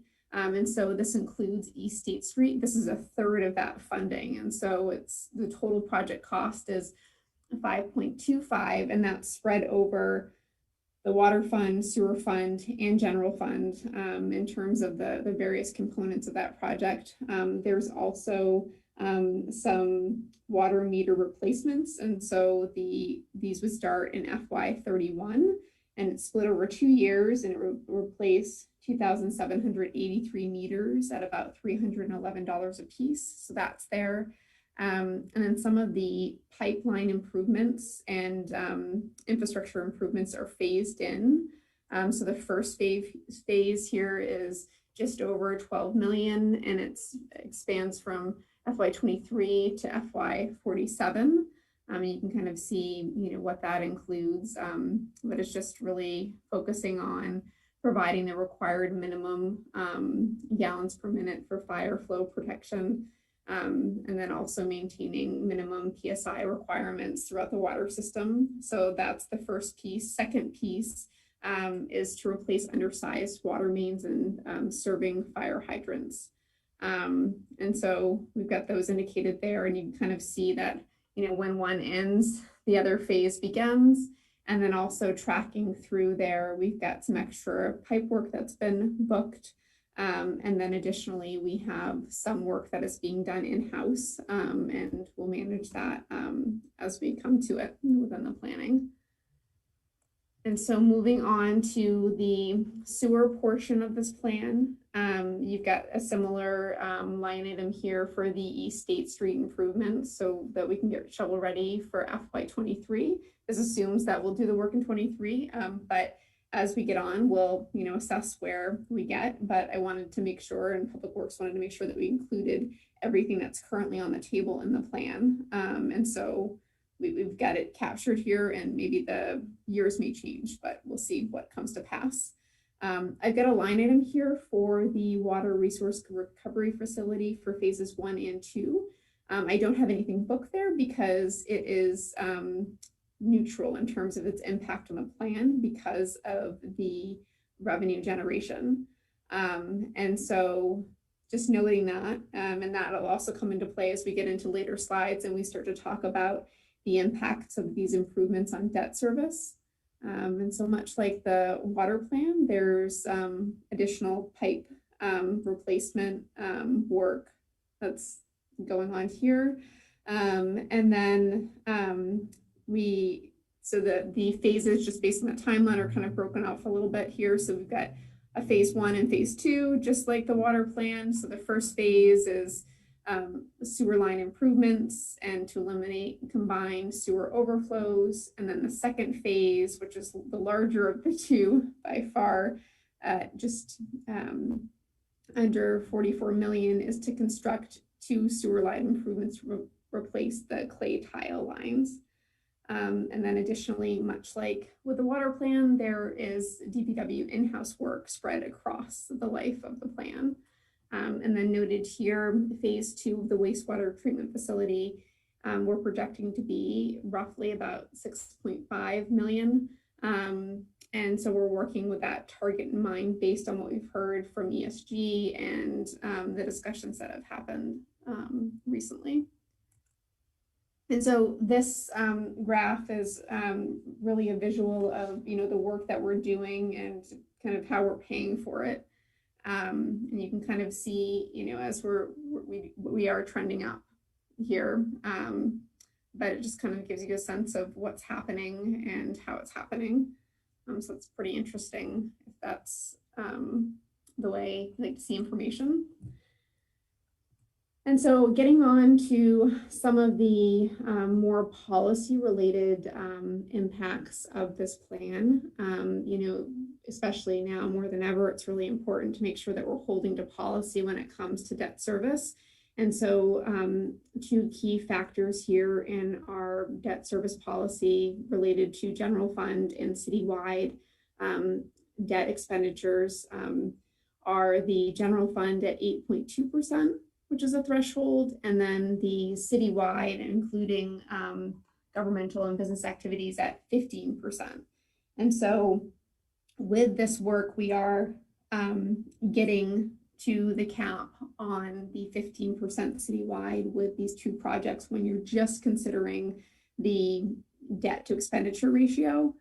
However, that is mitigated with the revenues that are coming in. And so we'll talk about that a little bit, but we also wanted to touch base and make sure that that's, within reason and that council is okay with our approach. And so you can see here on this graph in FY23, if we're looking at a purely expense side picture and not factoring in the revenues, we do bump up against the cap of 15% and ends up being 15.3%. So it's close, and then it comes back down because we are, making payments steadily. But it's still something to note because, we've got the thresholds there to, really benchmark where we are. But we're also doing some pretty big things, and we have a system that needs the upgrades. So just looking at the numbers here to highlight 2 columns in particular, these percentages columns, the percentage of GF revenue and then the overall city revenue. You can see on the general fund revenue side, we don't approach the 8.2% threshold, but on the citywide revenue, we do, but then you can see where it starts to come back down, and it's highlighted, shaded. It looks kind of purple on my screen, probably peach, but it's really the only color there. So that's, I just wanted to highlight that for you. But if we do factor in the water resource recovery revenue savings that have been projected to date, which with phases 1 and 2 comes to 876,821. For comparison, in FY23, we would end up, if we took this out or netted it against it, we'd be at about 11.7%, which is still, favorable and within range. And so I think, given that there are revenues that are going against our debt or paying for the debt, and then some, hopefully, we're in a pretty good position, but it's still really good to monitor where we are, because we've got a lot coming down the line, especially as we've delayed projects and there's a lot of pent up demand, not only in water and sewer, but in streets and capital needs and, other things. So I just wanted to really highlight this for you so that you could see where we're at. And so moving on, I also wanted to kind of pair this with our unrestricted fund balance perspective, because we just kind of, the debt service is a big piece of expenditure, but then, thinking about, what we have for, money on hand at the end of the day. And so we ran the fiscal year end 21 projections, and there's a few caveats with each of these categories. First, starting with the general fund, I think it's just important to note we're doing okay. Our deficit mitigation plan is working. However, we are still limited in terms of, where we're at compared to policy to really be stable. So just reviewing this really quickly, general fund, we should be at about 15%, which is just over $2 million. And that does factor in deficit mitigation, taking down those expenditures that we, didn't end up spending. And so with that, noting then where we're at for fund balance, we're at projections. So again, these are projections. We'll see what comes to pass. It doesn't seem like it, but there's still some time left before the end of the fiscal year here. But this is our rough cut at this point. So 216,000 or so, almost 217. And that does factor in, the impact of the parking fund revenues that we're not seeing, and also local options tax revenues that we're not seeing. And so with the parking fund in particular, we're projecting that, will be $305,000 down. And so this is where we think we'll end up. So we'll end up to the good, but still considering on the whole, we're not where we need to be in terms of the policy. And so, from my perspective, it just seems like this would remain until we can continue to grow a little bit there so that we're, tracking towards policy. And then as noted above in the unrestricted fund balance, we're looking at the enterprise funds for positive value, and the water fund and sewer funds, they are positive, in large part because in the water fund, based on COVID, we really constrained any projects and, really limited spending to only essential spending. So we weren't doing the projects that we had otherwise planned. And so that's why we have a pretty healthy fund balance here. And then in the sewer fund, again, really healthy balance. However, this is, we've taken in our pollution control grant as it relates to phase 1 of the water resource recovery facility. And then USDA grant funding has come in too. And so this money really is there to kind of, possibly fund phase 2. And so when you start to factor in phase 2 and the costs associated there, and the necessary improvements related to the plan, it's healthy, but there are definitely demands on those funds.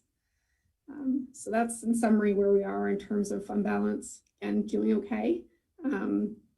It's good to be on this end of things, but especially in the general fund, it would be really nice to have a bigger unrestricted fund balance.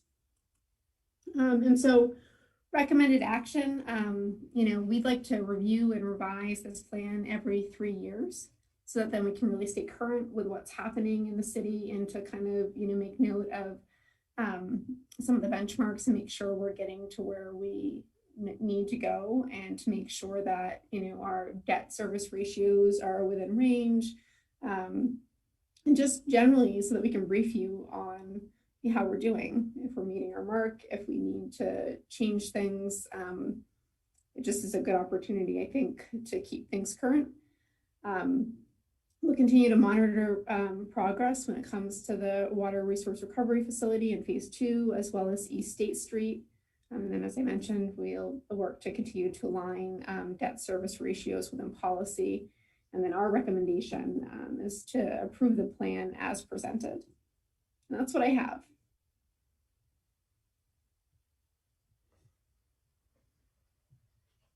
Hey, questions or comments for Kelly?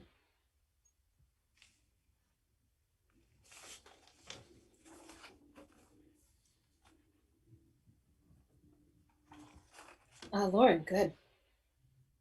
Yeah, thanks. That was really helpful. I guess just on my mind are like thinking of I get a decent number of questions about like the burst pipes, and like thinking partially about like the climate resilience of this infrastructure. Like I anticipate and hope that we're like planning this out, knowing that we have a changing, precipitation patterns and all of that. Like, I guess just curious how much that's being factored in at this point, so that we feel like we're not going to, we'll get the full lifespan that we're anticipating and projecting, and that all of these costs are based on, and not going to see kind of shortened lifespans because the materials or the size that they're designed or whatever don't work in the new kind of climate that we're going to be living in. So I see Kurt or Kurt is on. And I'm probably gonna hand this one off to him because he is definitely the subject matter expert when it comes to what's going in the ground. I'll take the finance questions, but here you go, Kurt. Sure.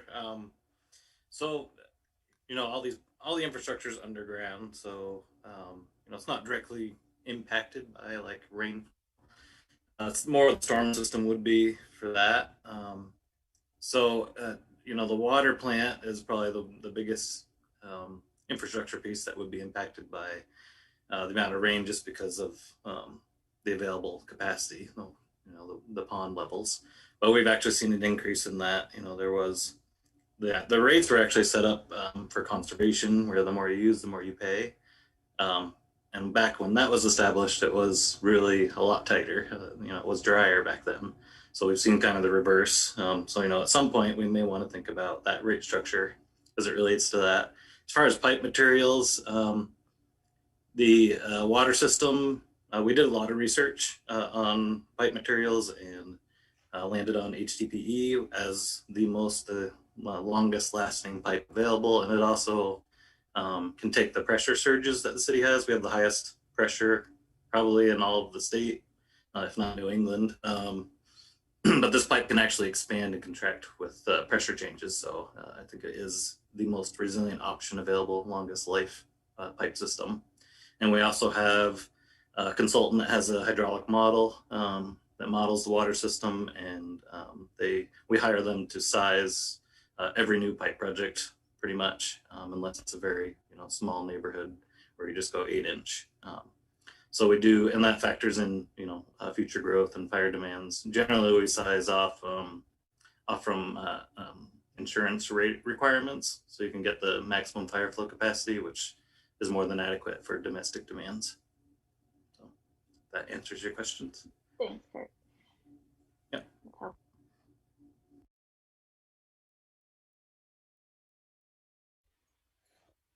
One of the things that I am wondering about from following that presentation is looking through the projects that are listed there. It wasn't totally clear to me if those projects were in addition to the annual number of feet replacement, or if that was a part of if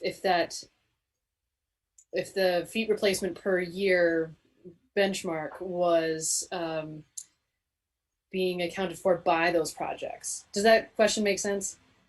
You know, like with the $12 million for the phase one for the water line to make sure that we have enough pressure for hydrants. You know, we've got this quota that ideally we're meeting, and maybe sometimes it's less or sometimes it's more, but it wasn't clear to me how those two things played into each other.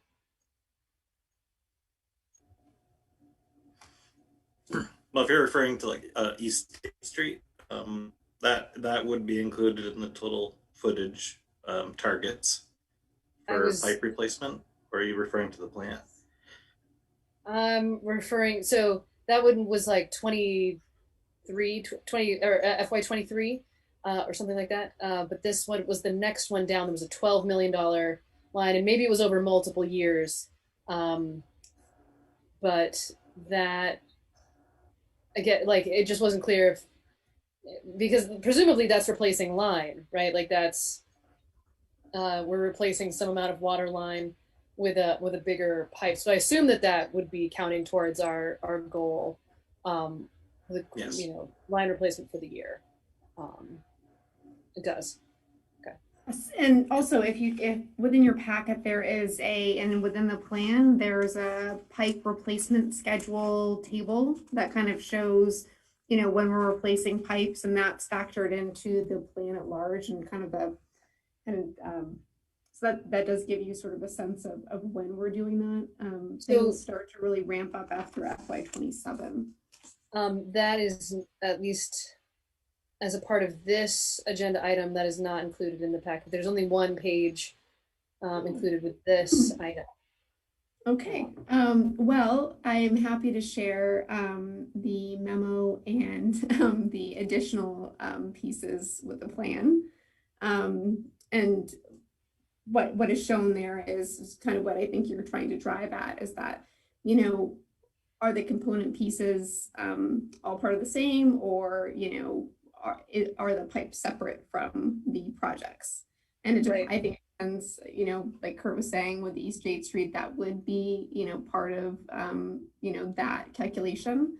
I can say that we also did, you know, run sort of a rough calc on, well, not really rough, but what we've done so far, just to make sure that we were tracking. And well, you know, we may be down a little bit over the pandemic. Over the life of the plan, we are, you know, within range to meeting targets. And so I don't know if I'm answering the question fully, but, you know, it's part of the total picture. So I, that all sounds fine. In part, I hate to say this, in part knowing that there is information that maybe we should have had that we don't have. Like it's actually something that I'm interested in and would like to see. And so I'm wondering if you need an approval on this tonight, or if you could give us another, you know, to the next meeting to. No, I'm happy to make sure you've got all the information. And, you know, we can certainly, you know, talk about it at the next meeting. Really, the intent was just to sort of update our plans so that then, you know, everything was factored in. Because with the 2016 plan, we didn't fully capture the water resource recovery updates. Yeah, I like as your presentation was going, I was like trying to absorb all of those numbers as we were going. Yeah, that's kind of a lot. If you don't have the memo, I'm sorry. I had assumed you had that. No and worries. So let me, I'll send it right over, and then you know, we can kind of, maybe that's just a quick summary, and then you can let me know what you think, or what questions you have, so that we can, you know, drill down into details if you'd like. I don't think you need to do another presentation. Other thoughts? I mean, if the rest of the council is happy to move forward, then that's fine. I'm just you know, putting that out there. Other thoughts? I got one question from the public. Yep. Thank you, Steve. Hold on for 1 second. Just wanted to check in with the council about how do you feel about waiting until next time to vote on this? Jack, go ahead. I thought it was a very good presentation, but I think for us to be satisfied that we're seeing the information we need and answering the questions we need to answer, I really would feel better to follow your suggestion of putting off till next week. Okay. Other thoughts from council on this? Does anybody prefer to take it up tonight? Okay. All right. Steve, go ahead. Do these prices account for the time shift of emergency breakages which seems to keep throwing our calendar off? And do they include the costs of restoring the streets and sidewalks as we do this work? Or are those entirely, bigger numbers on top of it? Is this just pipes in holes, Yeah, that's a good question. Well, the footage price includes pavement restoration, the whole cost, the service lines, hydrants, everything is factored in when we develop those costs per foot of utility replacements. As far as repairs for water breaks, those are included in the operating budget. We did just complete a rebuild of the finished water pumps at the plant, which seems to have smoothed out some of the pressures, and knock on wood, but it seems like our water leaks in the last couple months since that project have dropped off, so that's good news. But yeah, that when we do the bigger projects like East State Street, it's split between the funds. When we do complete street rehabilitation, there's some general fund money that goes into the stabilization fabric and the storm system and things like that.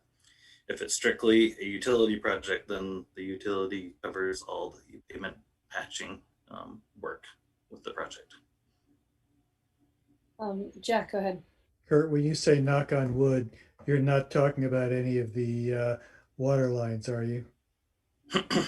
There's a few wooden water lines in the ground, but they are no longer in service.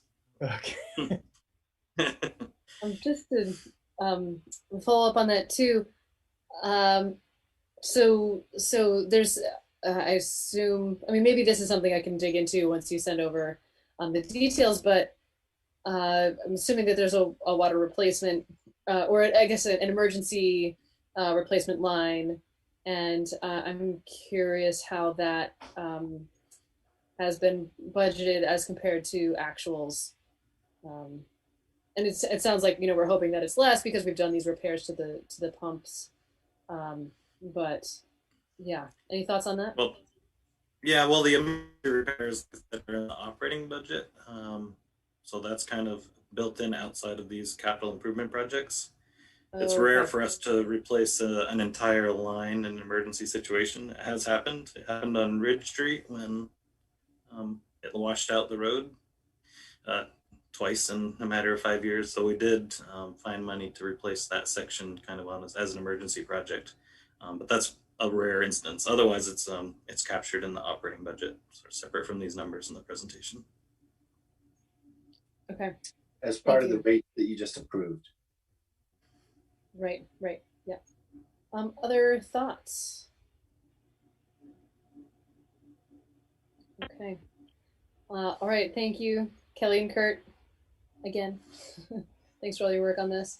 And we'll take this up again next time, if that is okay. All right. Sounds good.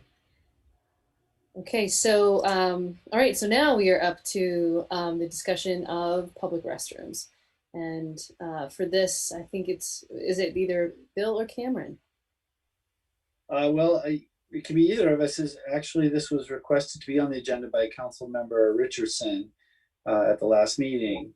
And I think we do have some information about just the inventory of what's there, what isn't. But I also would defer to the council member who may have his own thoughts as to what he'd like to discuss. Yeah, go ahead, Dan, if you'd like. Okay. Yeah. Well, what we were hoping to talk about last time, or what I was hoping to talk about, is we've had talk about adding permanent public restrooms, and I think that this was born a little bit out of the fact that we have potentially money coming from the federal government or the state that would be well suited for this, and we should probably get serious about what it would look like, design, thoughts, sort of forwarding it, and it seemed like I mean, my hope would be um, like a working group or committee that would be starting to do that. And I know I appreciate that Cameron put together the sort of George Costanza list of available public restrooms in the city of Montpelier. So I think that's a great way to that might be a great way to start talking about this. But then what I'd ask is whether we're ready to create a committee to talk about this. What type of what restroom facilities. I mean, I know when Steve Whitaker's weighed in on this, he wants, or he's urged us to have showers and facilities, and at the same time, I think location is key, and just understanding what would it mean to add a public restroom, like and should be year round, should be 24/7, or should it be or are we talking about multiple places? So I think it's a good conversation that we should be having. And maybe not us as a council, but a group that could sort of look around, because the other part of this is that there's been a number of cities, Burlington, Portland, Oregon, Tokyo, other communities that have adopted public restrooms of different types and different designs and different uses and different functions. And we should I'd really like to have a group take a look at it and be able to come back to us with recommendations. That's how I'd start it. Sure. Connor, go ahead. We had a good chat about this today at the Homelessness Task Force, and first want to give a big shout out to Cameron, because it's pretty clear she's moving mountains to get where we are. I think we're thinking long term, but just saying today, we're almost running out of handicapped accessible porta johns there because she's on the phone to them all the time trying to get them there. So I think city staff should be commended for doing what we can in the short term. But I think we need to be, as Dan said, we need to be thinking long term here. And there's other models. We actually heard a really good presentation a couple of weeks ago from the facilities director at Montpelier High School. He's a teacher down at Norwich, where he tasked his class with designing day shelters that might go broader than bathrooms and incorporate lockers, shower facilities. So that might be a bit aspirational, but it would be nice to get a few plans like this on the table if a location popped up, and if we did have the money, like some of this federal money, if we were eligible to spend it that way. So I really like that idea, and I've said it a few times. I really do believe there should be a shared responsibility between the state and the city, because we're not just talking about people experiencing homelessness. We have thousands and thousands of visitors to our state capital every year. And, I spoke to a few legislators this year about it. I don't think it was the year to do it. But to get an appropriation in the capital bill, I don't think should be far-fetched, and I don't think we should be shy asking. So maybe linking up with some of our legislators as part of this task force. And, I'd love to see the makeup be, maybe a couple of councilors, a couple homelessness task force reps. And I do know Ken's here, who could probably maybe sum up some of the discussion better than myself here, but totally support moving forward with this. Yeah, no, that was, well said, Connor. And yeah, that presentation is Vermont Technical College professor. It would helpful to imagine what the city would look like if we took all the needs of the folks on the streets seriously. Citing something and paying for it is a different issue, obviously. But it'd be nice to, it'd be great for all of you to see it'd be good to have you see this presentation. Obviously, folks are coming out now, and we're going to get a wave of folks in a couple of weeks. And yeah, kudos to Cameron for getting these basic needs met for folks, for Just Basics for helping to get some money for some of that. And yeah, we want, it'd be fantastic if you all could make the permanent bathrooms that are 24/7 inaccessible. That would be fantastic. And the inventory of existing facilities for people's basic needs is very helpful as well. And it's frustrating because some of these things that seem fairly simple and straightforward, we run into red tape and different issues, even like charging stations or lockers. But this, just kudos to making, moving forward with this. And I know we're all frustrated. We can't just wave a magic wand and make it happen tomorrow sometimes. So yeah, but I very supportive, and I know Don Little is here as well. So. Jack, you had a hand up. Sorry if I cut in there. Oh, it was perfect time for you to do that, Ken. Thanks. I agree with everything that Dan and Connor said. I think we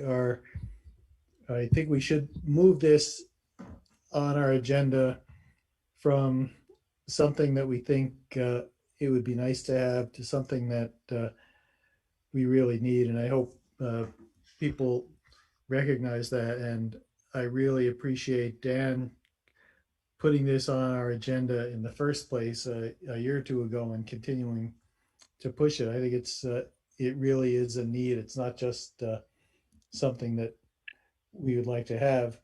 On the short term, so I think that what we should be doing is planning for how and where we can do it, not whether. On the short term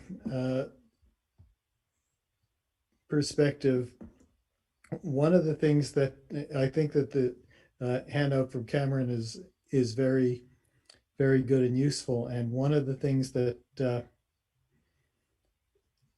is stuck in my mind, and I don't remember if we actually made a decision or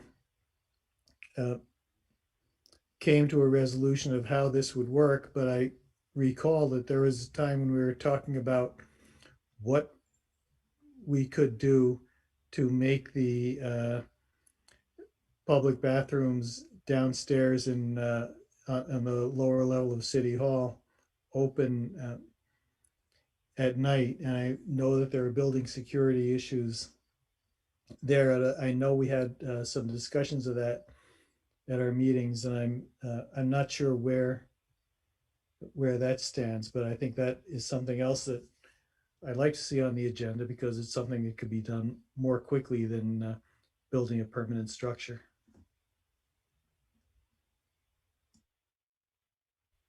Donna, go ahead.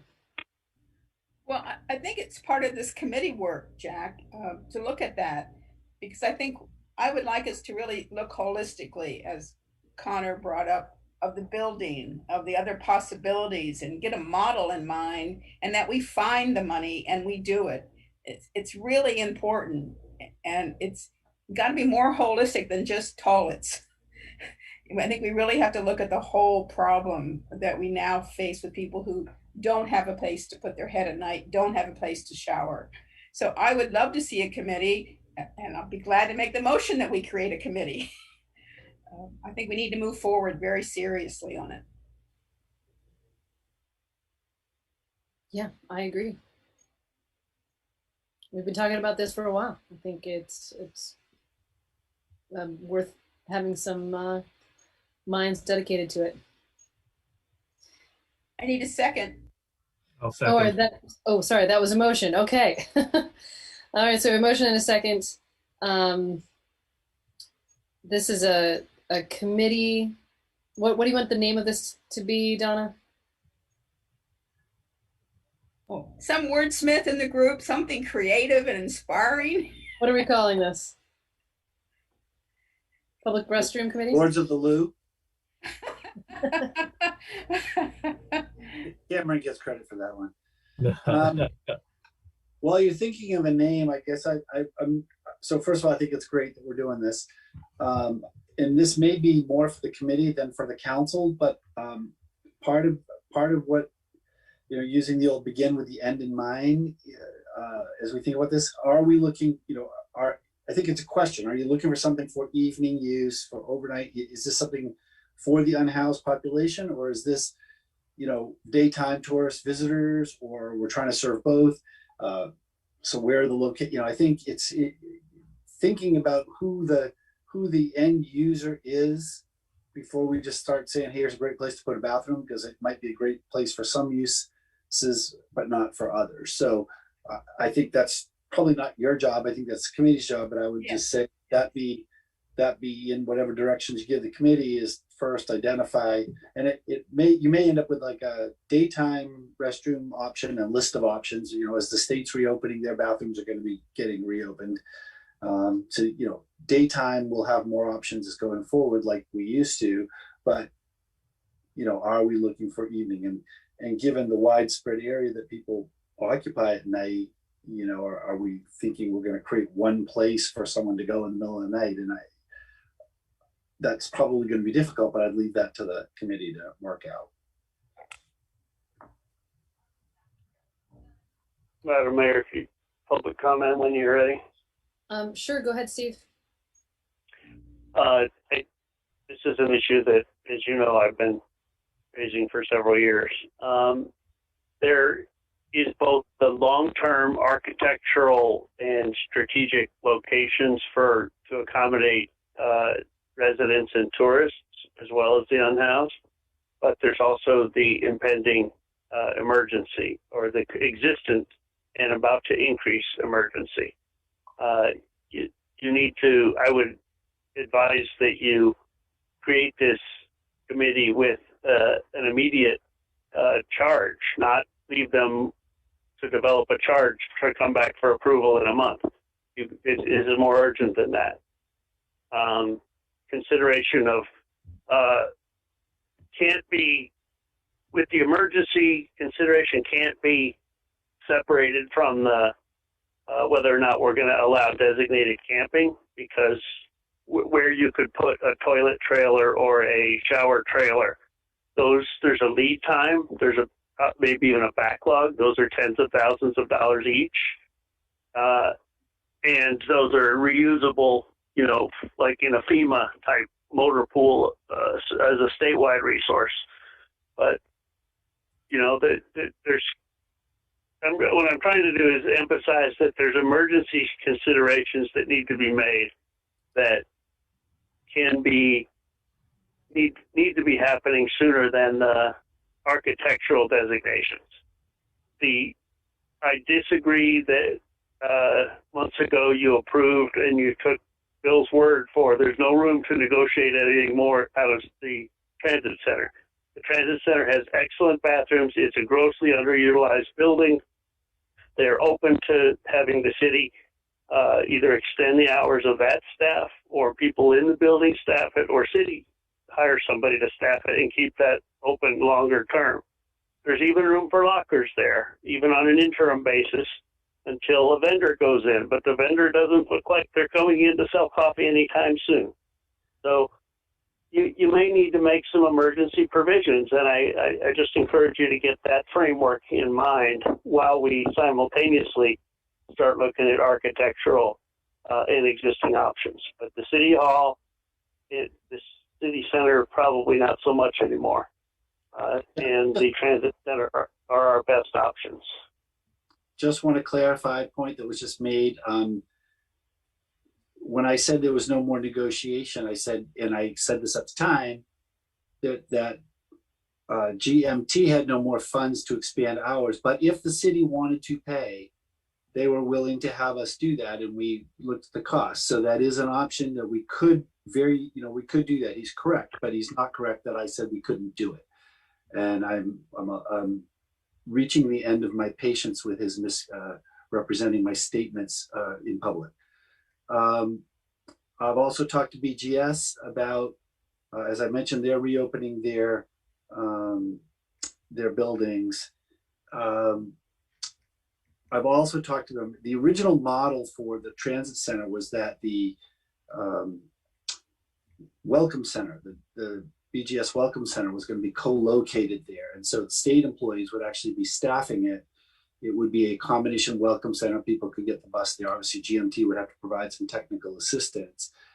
And I've reopened that conversation with the state because that would provide perhaps more operating hours and save GMT some costs. So to the extent that the state is interested in supporting transit, as well as having a welcome center located right where people are coming into town. So that is a current conversation that's happening.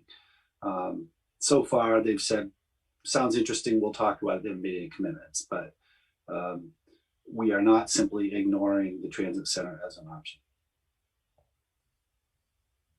Thank you. If it needs, my motion needs to be more clear. I guess for now, I would see that I would like to see this committee be very holistic in its view of looking at our current need for what I call public washrooms as well as toilets. And that they look at the list such as what Cameron's done for us and how do we expand hours. There might be ideas, lots of ideas. I don't want to get into them tonight, but I'd like the committee to really be very broad and holistic in their approach. And there may be several different solutions that feed into, or several different components that feed into the ultimate solution to serve people who are homeless as tourists, mothers with little kids, whatever. There's a holistic need here because the porta pots keep disappearing. The state took theirs away this week. I was very disappointed to see them gone at one point. So that was my intention of the motion. Yeah, and the state actually took theirs away because their buildings are reopening and their bathrooms will be available. That's why they took them away. That's good to know. So they did not need external porta potties anymore. They really do, but it's another story. Okay, and so there were a couple of seconds. Is that clarity amenable to, I think it was Jack and Dan. I'm not sure who's the second of record, so. Jack can have it. Jack. Yeah, it's totally fine with me. Okay. And Donna, did you or anyone else have thoughts on the name for this? Okay, public, do you want to? I added the word public washrooms as well as toilets, restrooms. Public washrooms and toilets, Jack, yeah. And I've had someone suggest to me online public facilities to suggest that it's broader than just bathrooms, but of course that also means it doesn't, facilities can mean every public building in the city, which is maybe a little too broad, but yeah. Public facilities, beautiful. The committee may come up with something very clever. John. Yeah, just for clarification, I started following that description for a while, but is the entirety of your description then part of the motion? Because I mean, I can go back and listen and reconstruct it. That's fine. I just want to be sure. I understood it was just. Sorry, go ahead. The intention of my extra wording was I didn't want it to be seen very narrow. I wanted the charge to be broad about public facilities that will meet our need. No, I understand that. It's just that I didn't know if that entire description was then part of the motion. No, it's part of our consciousness. Okay. That seems fair. Just, yeah, it doesn't need to be a part of the motion as long as it's clear to the whoever's on the committee. Thanks for clarifying, John. Who are you thinking are committee members? Is this a council subcommittee? Is this members of the public? Is this members of the business community, city staff? Like, what were you thinking of as the makeup of the committee? I guess I heard a suggestion of a couple of council members, a couple of individuals from the homeless task force. Anyone else, Connor? Dan, I missed? Well, I mean, I think general public. I mean, if somebody wants to join this, it strikes me that, you know, there's a couple of different architects in town, and it would be really wonderful if someone like that was willing to serve So I'd like to see maybe a couple, maybe one or two counselors, whoever wants to be on it, and homeless someone, at least one person from the homelessness task force. But I think it should be a small committee. I mean, I would suggest 5. Well, anybody can bring in resources, so by all means, if we say 2 council members, 2 people from the homeless task force, and 1 general public. But I guess I don't want us to wait and go searching, that we start and people join in, because it does need to be done. Get the ball moving. I like that makeup. I think nothing precludes other people from joining the committee if you just have the core 5 that are the ones voting on it, right? I think you might want to, if you're going to have 2 people from the homelessness task force and 2 people from the council, you might want to have someone from Montpelier Alive or someone representing the downtown community, because that is certainly a need for many of the businesses during, they have people, but also I think they may, they have their own concerns about congregation of people. And so that's a voice that should be heard, not necessarily kowtowed to, but it ought to be at the table. So whether we just ask Montpelier Alive to find a rep, whoever they can round up. It's a good idea. It's great.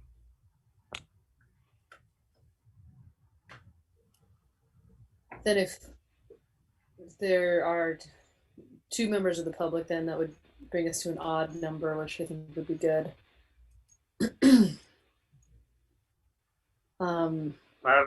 Okay. Can I? Yeah. Can I just caution? Yeah. Can I caution that this looks has all the specter of the 2 years of non-action on any of the goals of the homelessness task force. So if you put, the vested interest in the status quo, that's what you're going to get out of it, So I would just disagree that we've maintained the status quo. I feel like we've made progress with the homeless task force, and it may not be all have achieved all of the goals that we hope to achieve, but we've done some things, and I'm glad that we've formed that committee. In any case, this group is going to have a clear mission and a really specific, well-defined goal, and I hope that they're able to come back to us in a timely way. So having said that, so we have a general idea of the makeup. I think we have a clear mission for this group, and maybe we don't. I don't know if we have clarity about the name. Public. I feel like public facilities is actually too broad. But public bathroom facilities, maybe, or What's wrong with restrooms? Restrooms kind of covers it all. No. Restrooms could have hand washing things. Public restroom. Sure. Is that Donna doesn't like it? Works. Is that okay with you, Donna? Yeah, fine. Okay. I just think that's such a terrible term. It just anyway. Restrooms? Yes. The water closet committee. The water.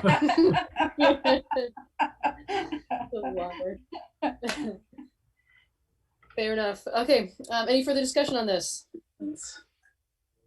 Okay. All right. All in favor, please say aye. Aye. Aye. Aye. And opposed. Okay, so that passes. So I assume this is something that Mary will be posting, will advertise for, and then hopefully be able to point folks to at the, I'm not sure what our timing is. It's either the next meeting or the meeting after. But we'll get on it. It's great. Thanks everybody. Thanks Dan for bringing this up as its own agenda item. Okay. Super. All right. So we are gonna move on here. And all right. So so at the end of the last meeting, everyone's internet simultaneously disintegrated, and it was very exciting. But it meant that I'm not sure that we were very clear about which summertime meeting we were canceling. So we wanted to put it on this agenda to just confirm, assuming that everyone's internet was working now. Yes, we were on the of agreeing on July 7, but we didn't. Then everybody just went out. So how do people feel about canceling July 7? I move we cancel the July 7th meeting. I'll second. Further discussion? I feel like that one didn't work well for Dan. Is that accurate?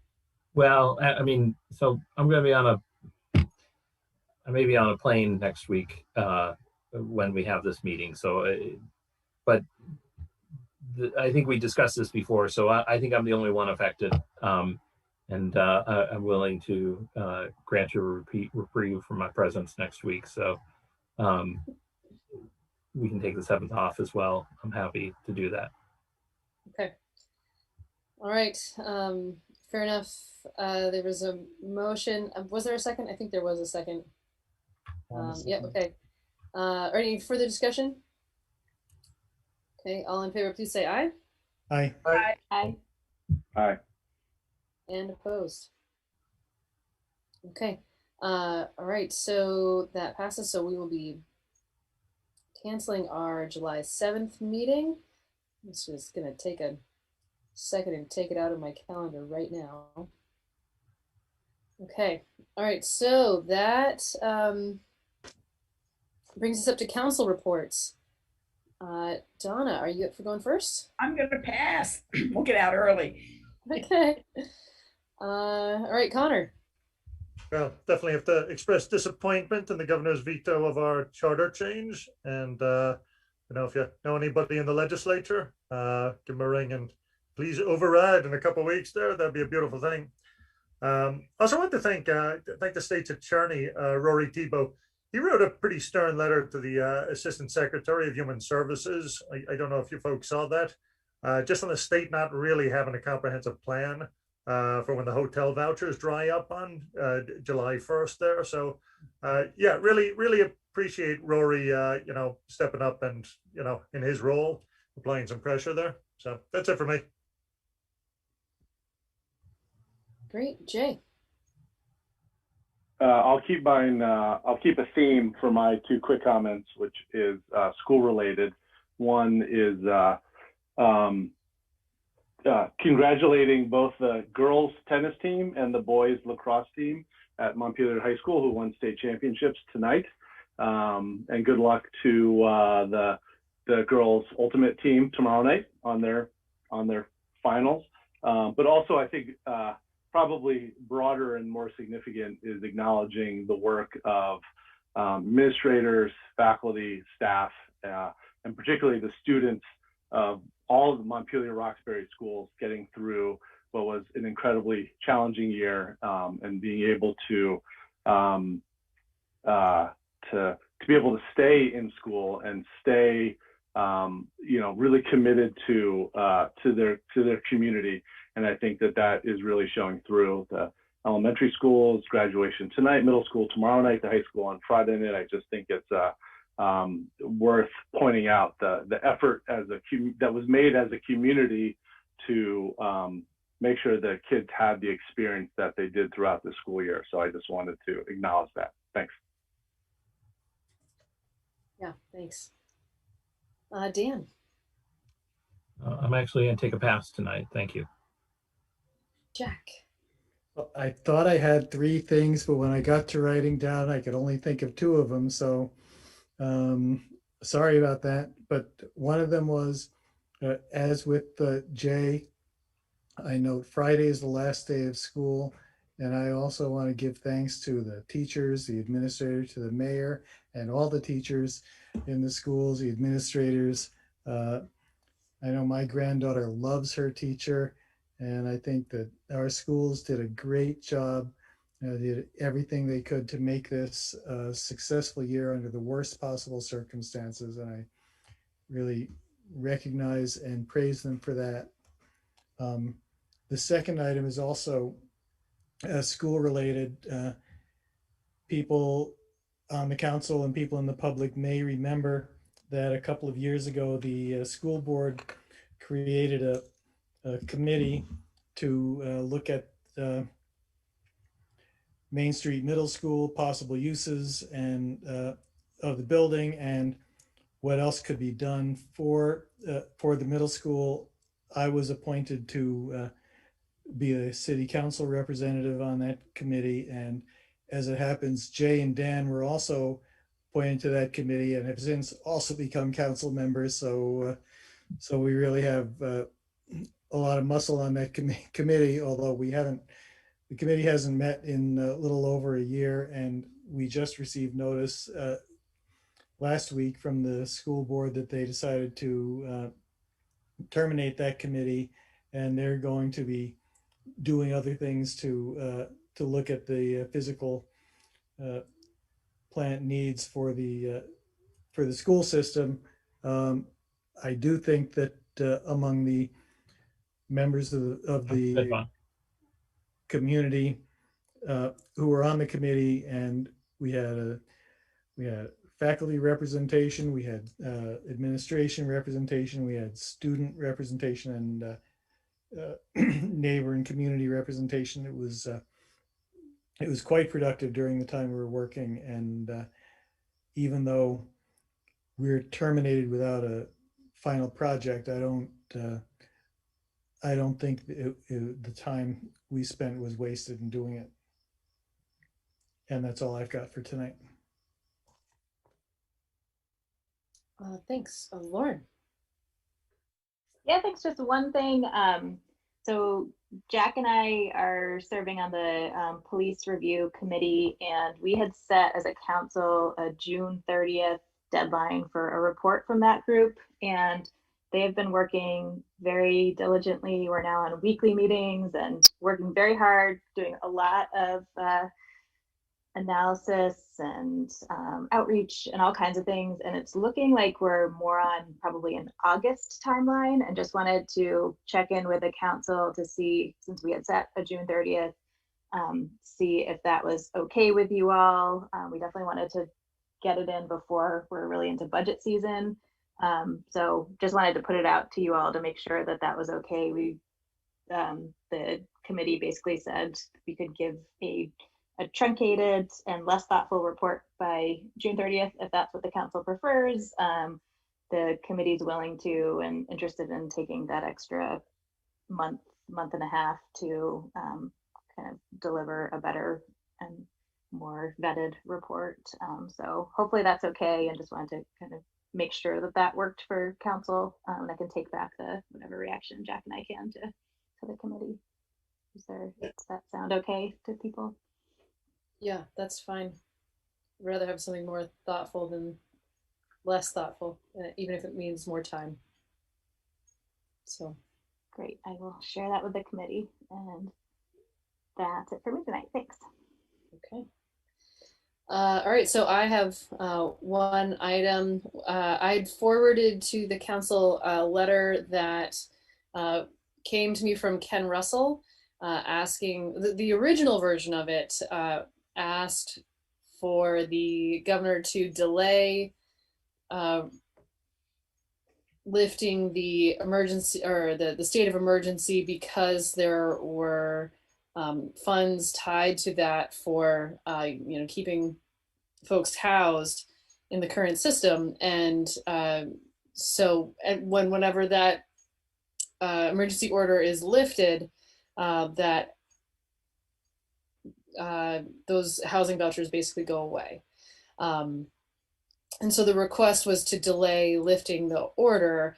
I told him, well, basically he wanted to know if he thought, we would be on board for something like that. I told him, while we probably wouldn't be on board for delaying lifting the emergency order, or I'm sorry, delaying lifting the state of emergency, we might be potentially, I didn't speak with anybody about this beforehand, but just guessing here anyway, that it might be more interesting to encourage the governor to keep funding in place for these housing vouchers so that people are not, immediately homeless by the time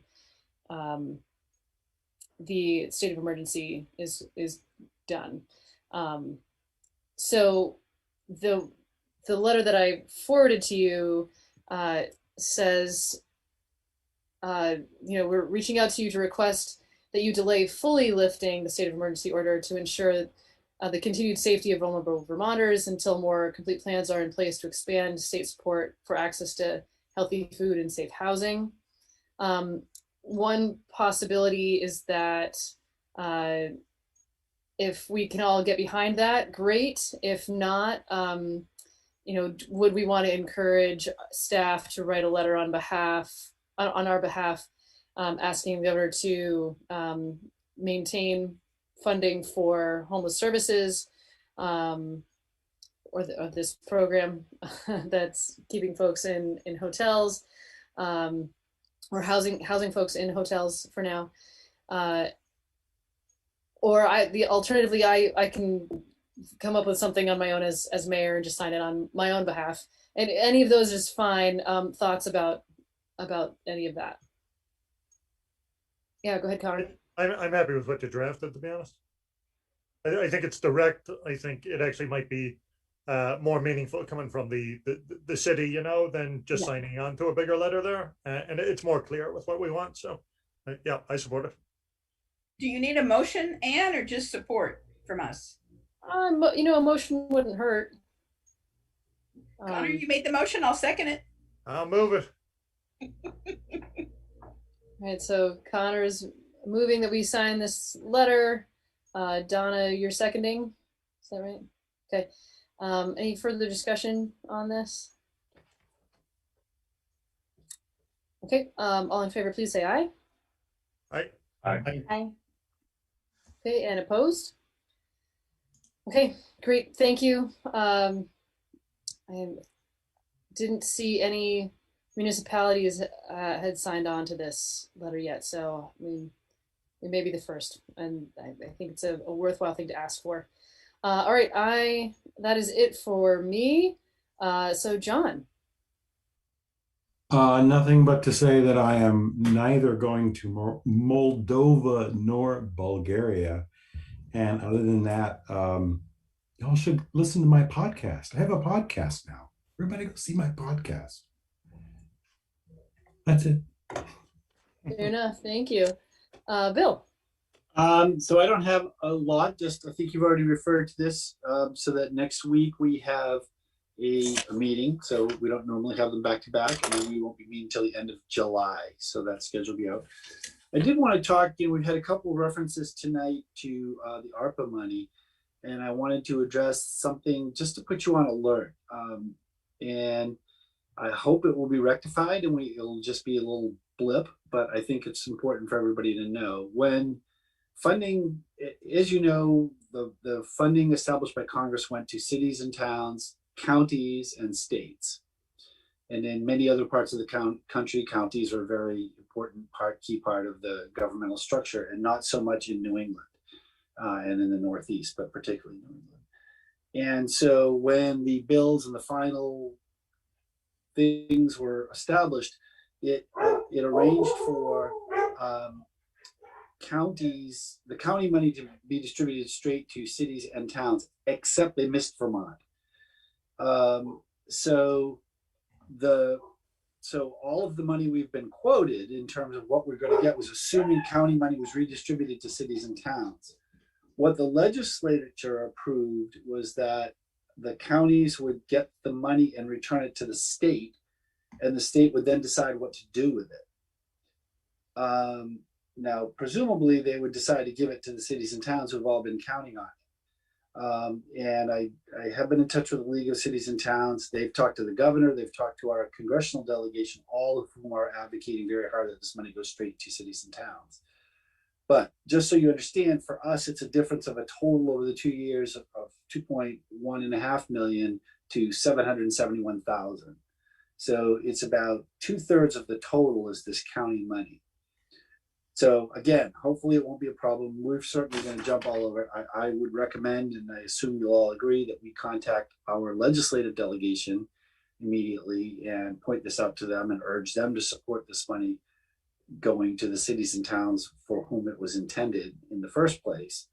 But there, if the Treasury doesn't change its guidance on this, in theory, the state can take this and do whatever it wants with it. So,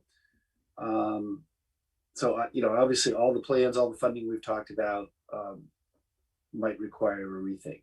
I don't want to, I think in the end it'll get straightened out because Congress was clear, but it's not a guarantee. So I felt you ought to know about it and know that we're already chasing it down. It's obviously substantial and makes a huge difference on what we would be able to do with those funds. And then lastly, I just wanted to again thank you all for allowing me to serve as a regional vice president for ICMA. We had our first in-person meeting since I've been on. It's all been all virtual instead this past weekend, and it was a real honor to represent our city and our state and our region with the 20 other people who represent the rest of the world. And it was interesting business talk for the organization and the profession and all of that. So thank you for letting me serve. And that's all I have. Cameron, do you have anything else? I don't right now. Thank you for asking. I will sort of volunteer myself to help out with the public restroom committee. It's something that obviously I'm very close to in the work that I do with the other committees and would like to continue that if that's all right. That's great. Great. Thank you. That's excellent. All right. So we have one other item, which is hotel garage update. Jay, yeah. Actually, one quick question. Yeah. Seeing as our next scheduled meeting is on the 16th, the day after the mask mandate ends, are we assuming that it will still be by Zoom, or what's the possibility of being back in chambers? That's a good question. The reopening plan, so you guys can do what you want. The reopening plan that you approved called for us to start in-person meetings after July 6th. Right. Okay. Yeah, I just didn't know if maybe that you can, I mean, that was your plan. Lauren. Just noting, I was planning to Zoom in from Connecticut, so I could do that even if some of you were in person, I guess, if we'd have figured that technology out. But so right, really, we still do have the city council chambers open for folks who need to use it. We're going to try to keep this hybrid model open for this month, and then throughout when you meet in person, try to get that to be part of our council meetings going forward. Yeah. So we would basically at most have one more meeting by Zoom, even if things are lifted. So I feel okay about sticking with that plan for now. Thinking about the next meeting as sort of our last Zoom meeting and having it be kind of a transitional time, I guess, thinking about, okay, we're ready to go back. So is that okay with you? Or we're just gonna check in. Is that okay with you, Jay? I mean, it's a good absolutely. question. Yeah, Okay. yeah, absolutely. I'm totally fine with that. I just wanted to put it out there, just with as quickly, or not as quickly, but as things are changing and evolving. So I just wanted to ask. That's fair. It's a good question. And Jack, did you have something? Yeah, I think it's consistent with the overall plan of reopening city buildings to the public on July 6th. And so, Yep. much as I really want to get back in the same room with all of you, I think we can make it one more meeting. Yep. Okay. All right. So for this next item. We have an update to receive, and anticipating that we may want to do this in executive session. Jack. I move pursuant to 1 VSA section 313A1 that we make a finding that premature general public knowledge would clearly place the city of Montpelier in at a substantial disadvantage in pending civil litigation to which the city is a party. Second. A motion and a second. Any further discussion? Okay, all in favor, please say aye. Aye. Aye. And opposed? Jack. I move that we go into executive session and that we not return to public session at the conclusion of the executive session. I think we might have to. Is that in order to adjourn? Okay, take that last part out of this out of the motion. We go back without any plans to do anything, no. Right. Yeah. I'll second. Okay, motion and a second. And just to be clear, who are we including in? Who's coming with us? Bill. The Bill's coming with. manager, is there anyone else? No? Okay. Okay. I'll be here holding down the public line. Okay. All right. Yeah. Thank you. Yeah. Okay. So motion and second to go into executive session, including Bill. Further discussion. Yeah, all in favor, please say aye. Aye. Aye. Okay. And opposed? Okay. So most of us are gonna hop off this line. We will return to this line to officially adjourn, but we will not be taking any further actions. Okay. I'll see you everybody on the other side.